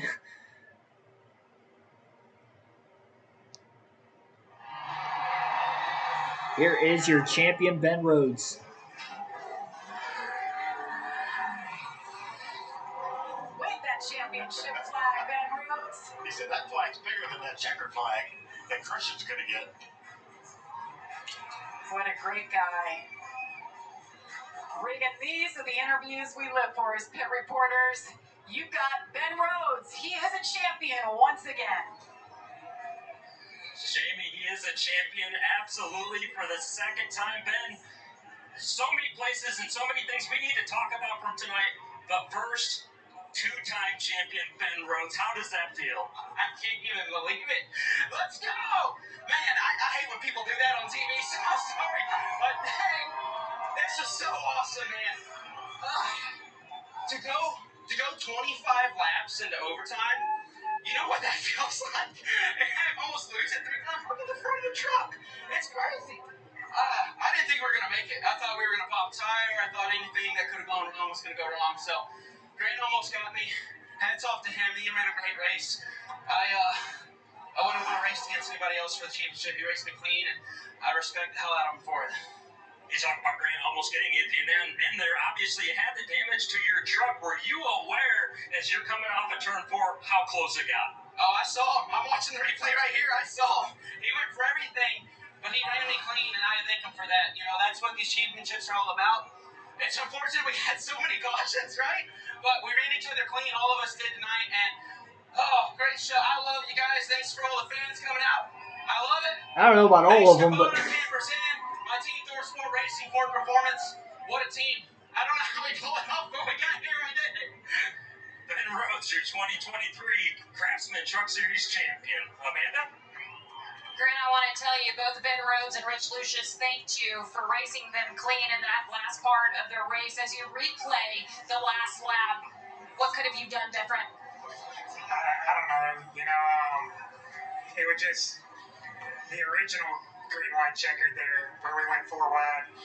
You know, Ben gassed it up there on the bottom, drove us in the 19 and tore up our truck, and then we had to restart from 22nd. So that's kind of what ended our run. Obviously, we got close there at the end. I don't know. Maybe if he didn't have such a run down the back straightaway, but I needed to get out there to make that pass. Yeah, I don't know. It's a shame that the championship came down to a race like that with 15 green light checkers or whatever it was right there, 30 laps extra. I feel like we did everything we could to win this race there, and just kind of got used up right there. Championship racing, it's just incredibly unfortunate to end GMS racing like this. I really felt like we had that championship in grasp, and to be honest with you, I don't know if I'd have done anything different. Just wasn't meant to be. Jamie? Well, he went down fighting. Very respectable race for him tonight. Just came up a little short. How about those who hoisted the trophy with multiple championships? You got our own Todd Bodine there, 2-time champion. And look at Ben Rhodes, adds his name there. He's actually the youngest driver with multiple championships in series history. Pretty exclusive company right there for Ben Rhodes. Just a beautiful thing to be able to join that class of Craftsman Truck Racers. Hall of Famer Ron Hornaday. Well, Corey Heim was the truck they were all chasing for most of this race, and then it went sideways. He ended up bringing it home 18th, Amanda. Corey, do you stand by the late check on Carson Hocevar? That's going to be stands by in the first one. I mean, I got my right rear destroyed. He corrected me that I got my right rear destroyed, and from there I had no side force, and he put on my door out of 2, and I lost control. So, just really going to hold our heads out for a great year. I feel like we're worn out tonight with our Safe Flex under Judy Pro. Truck Recreation Toy Racing just does a phenomenal job and really a great truck, championship caliber truck, but just didn't go our way. We're taking a look at the replay right now, and as you said, you talk about the season that you had. How do we describe this one going forward? It was a great year. I mean, it was a phenomenal year for us. Basically, we're finishing like 6 months. So, really put together a good race and really hope that the guys are racing clear. I got a lot of respect for everybody in the field, but clearly not him anymore. But, it is what it is. It's part of racing, and unfortunately, I turned into a wreck fest, but I don't know what could. We did just take a look at the retaliation that was there. How did you plot the payback? It wasn't retaliation. I signed for us. He put it on my door when I ran. It was an incredible season. You see those 3 win stickers right there, 15 straight top 10 finishes. I believe the last time he finished outside the top 10 was back in April. Yeah, and the good news, he's going to be back next year, and he'll be contending for another championship with that guy right there. Definitely one that had gotten away from Corey Heim today. Not really anything of his own doing by any stretch of the imagination, but tough break to say the least. He was my championship pick coming into this one, a race win pick. But I did say if he did get into an incident any way, shape, or form, Ben Rhodes was going to be the guy to take it away from him. And that was the case here today. Finishing in 5th was enough to get the championship win for Ben Rhodes. This is the one series that we seem to see champions not win the race, but win the title still. We've seen that, I think this is like the 3rd time since 2017, since the Truck Series implemented the playoffs. We haven't seen it in the Xfinity or Cup Series yet, but we've seen it in the trucks now 3 times after tonight. Ben Rhodes, though, wins it, and actually all 3 times, I think, if I'm not mistaken, all 3 times the ThorSport truck has won. Craftsman won one of them when he went winless one season and won the championship, and then Ben Rhodes, I think both of his championships, he didn't win the race, but he won the title. Crazy. Christian Eckes, congratulations to him for getting the win. We'll go through the full field finishing orders. We have not done that quite yet. So Christian Eckes with the race win once again, 0.4 of a second margin victory over Jake Garcia, who gets a career best 2nd place run for the rookie. Chase Purdy had a great night finishing in 3rd. Jesse Love 4th in a part-time ride in the 1 truck. And again, your champion Ben Rhodes will round out the top 5. Grant Enfinger, a very close 6th place finish, but 2nd in the championship, just behind Rhodes coming across the checker. Dean Thompson finishes 7th, Caden Honeycutt 8th, Tanner Gray 9th, Nick Sanchez 10th, Matt Crafton 11th, Raja Caruth 12th, Lawless Allen 13th, Ty Majeski 14th, Haley Deegan 15th, Christian Rose 16th, Spencer Davis 17th, Corey Heim that you just heard from finishes 18th tonight, Nick Lights 19th, and Tyler Hill 20th. Colby Howard 21st, Tyler Ankrum finishes 22nd. He was the last truck on the lead lap. 2 laps down for Taylor Gray finishing 23rd, Stuart Friesen finishes 24th, Zane Smith 25th, Sean Hingarani 26th, Jack Wood 27th, Derek Krause 28th, Carson Hosevar 29th was the last of the 4 Championship 4 drivers. Stephen Parsons finishes 30th, Bailey Curry 31st, 32nd place finish for Daniel Dye, 33rd for Jake Drew, Connor Jones 34th, Marco Andretti 35th, and Chris Hacker rounds out the 36 truck field tonight. Stage 1 was won by Ty Majeski. Corey Heim won Stage 2. They both split for the most laps led with 48 laps led apiece. Christian Eckes, your race winner, leads 36 laps today, and Zane Smith led 35. 8 laps led for the 4 truck of Chase Purdy, 5 for Nick Sanchez. 6 drivers led at least 1 lap in the race today, and we had a total of 11 lead changes amongst those 6 drivers. Once again, in total, also, we ended up seeing 12 cautions in the race, 1 red flag, 4 overtime finishes, as once again we went about 29 laps past the scheduled distance. 2 hours, 27 minutes, 32 seconds total time of the race today, and that doesn't even include the red flag time that we had as well. Thanks for everybody tuning in and staying tuned in throughout the course of tonight's stream. For one, it was a late start. We knew this was going to be a late night as it was. I was not expecting to be live past 1 a.m. in the morning my time. This is definitely the latest that we have done a live stream, both start and finish now on the channel. So we're setting records, I guess, today. 88 likes on the stream. We did have a cutout there for 15 to 20 minutes during the course of overtimes 1 and 2. Unfortunately, did not get you guys the commentary for that restart. I greatly apologize for that. If you did not tune back into the race, I understand why. I mean, the screen was frozen for, it might have been less than 15 minutes. It felt like 15, 20 minutes if I had to guess, considering that we missed a couple of restarts in there. But ultimately, at least I was able to get it up and we shouldn't have any problems with it tomorrow. The only reason I did is because my phone died, which that is all on me. That's 100% me. And I went to pull Hulu up on my laptop, and because my laptop already has had slow problems with OBS running, OBS and a streaming platform, two streaming platforms essentially running at the same time, just killed it. Three if you count YouTube. I had three streaming platforms running at the same time, and it absolutely killed it. Maybe four if you count the raw feed of NASCAR's leaderboard on their website. That could be considered four. I had four,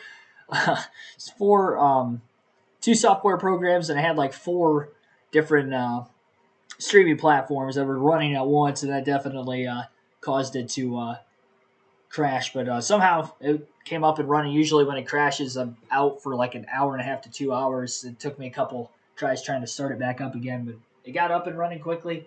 Tomorrow, I can promise you there will be no interruptions. We'll be live, well, I guess later today, technically, 7 p.m. Eastern Time for the start of the NASCAR Xfinity Series race tomorrow, and again 2:30 on Sunday for the Cup Series race. Have a good rest of your Saturday morning now. We are already less than a day away from the Xfinity Series race. See you guys technically later tonight. Have a good rest of your Saturday morning into Saturday afternoon, and I'll see you Saturday night.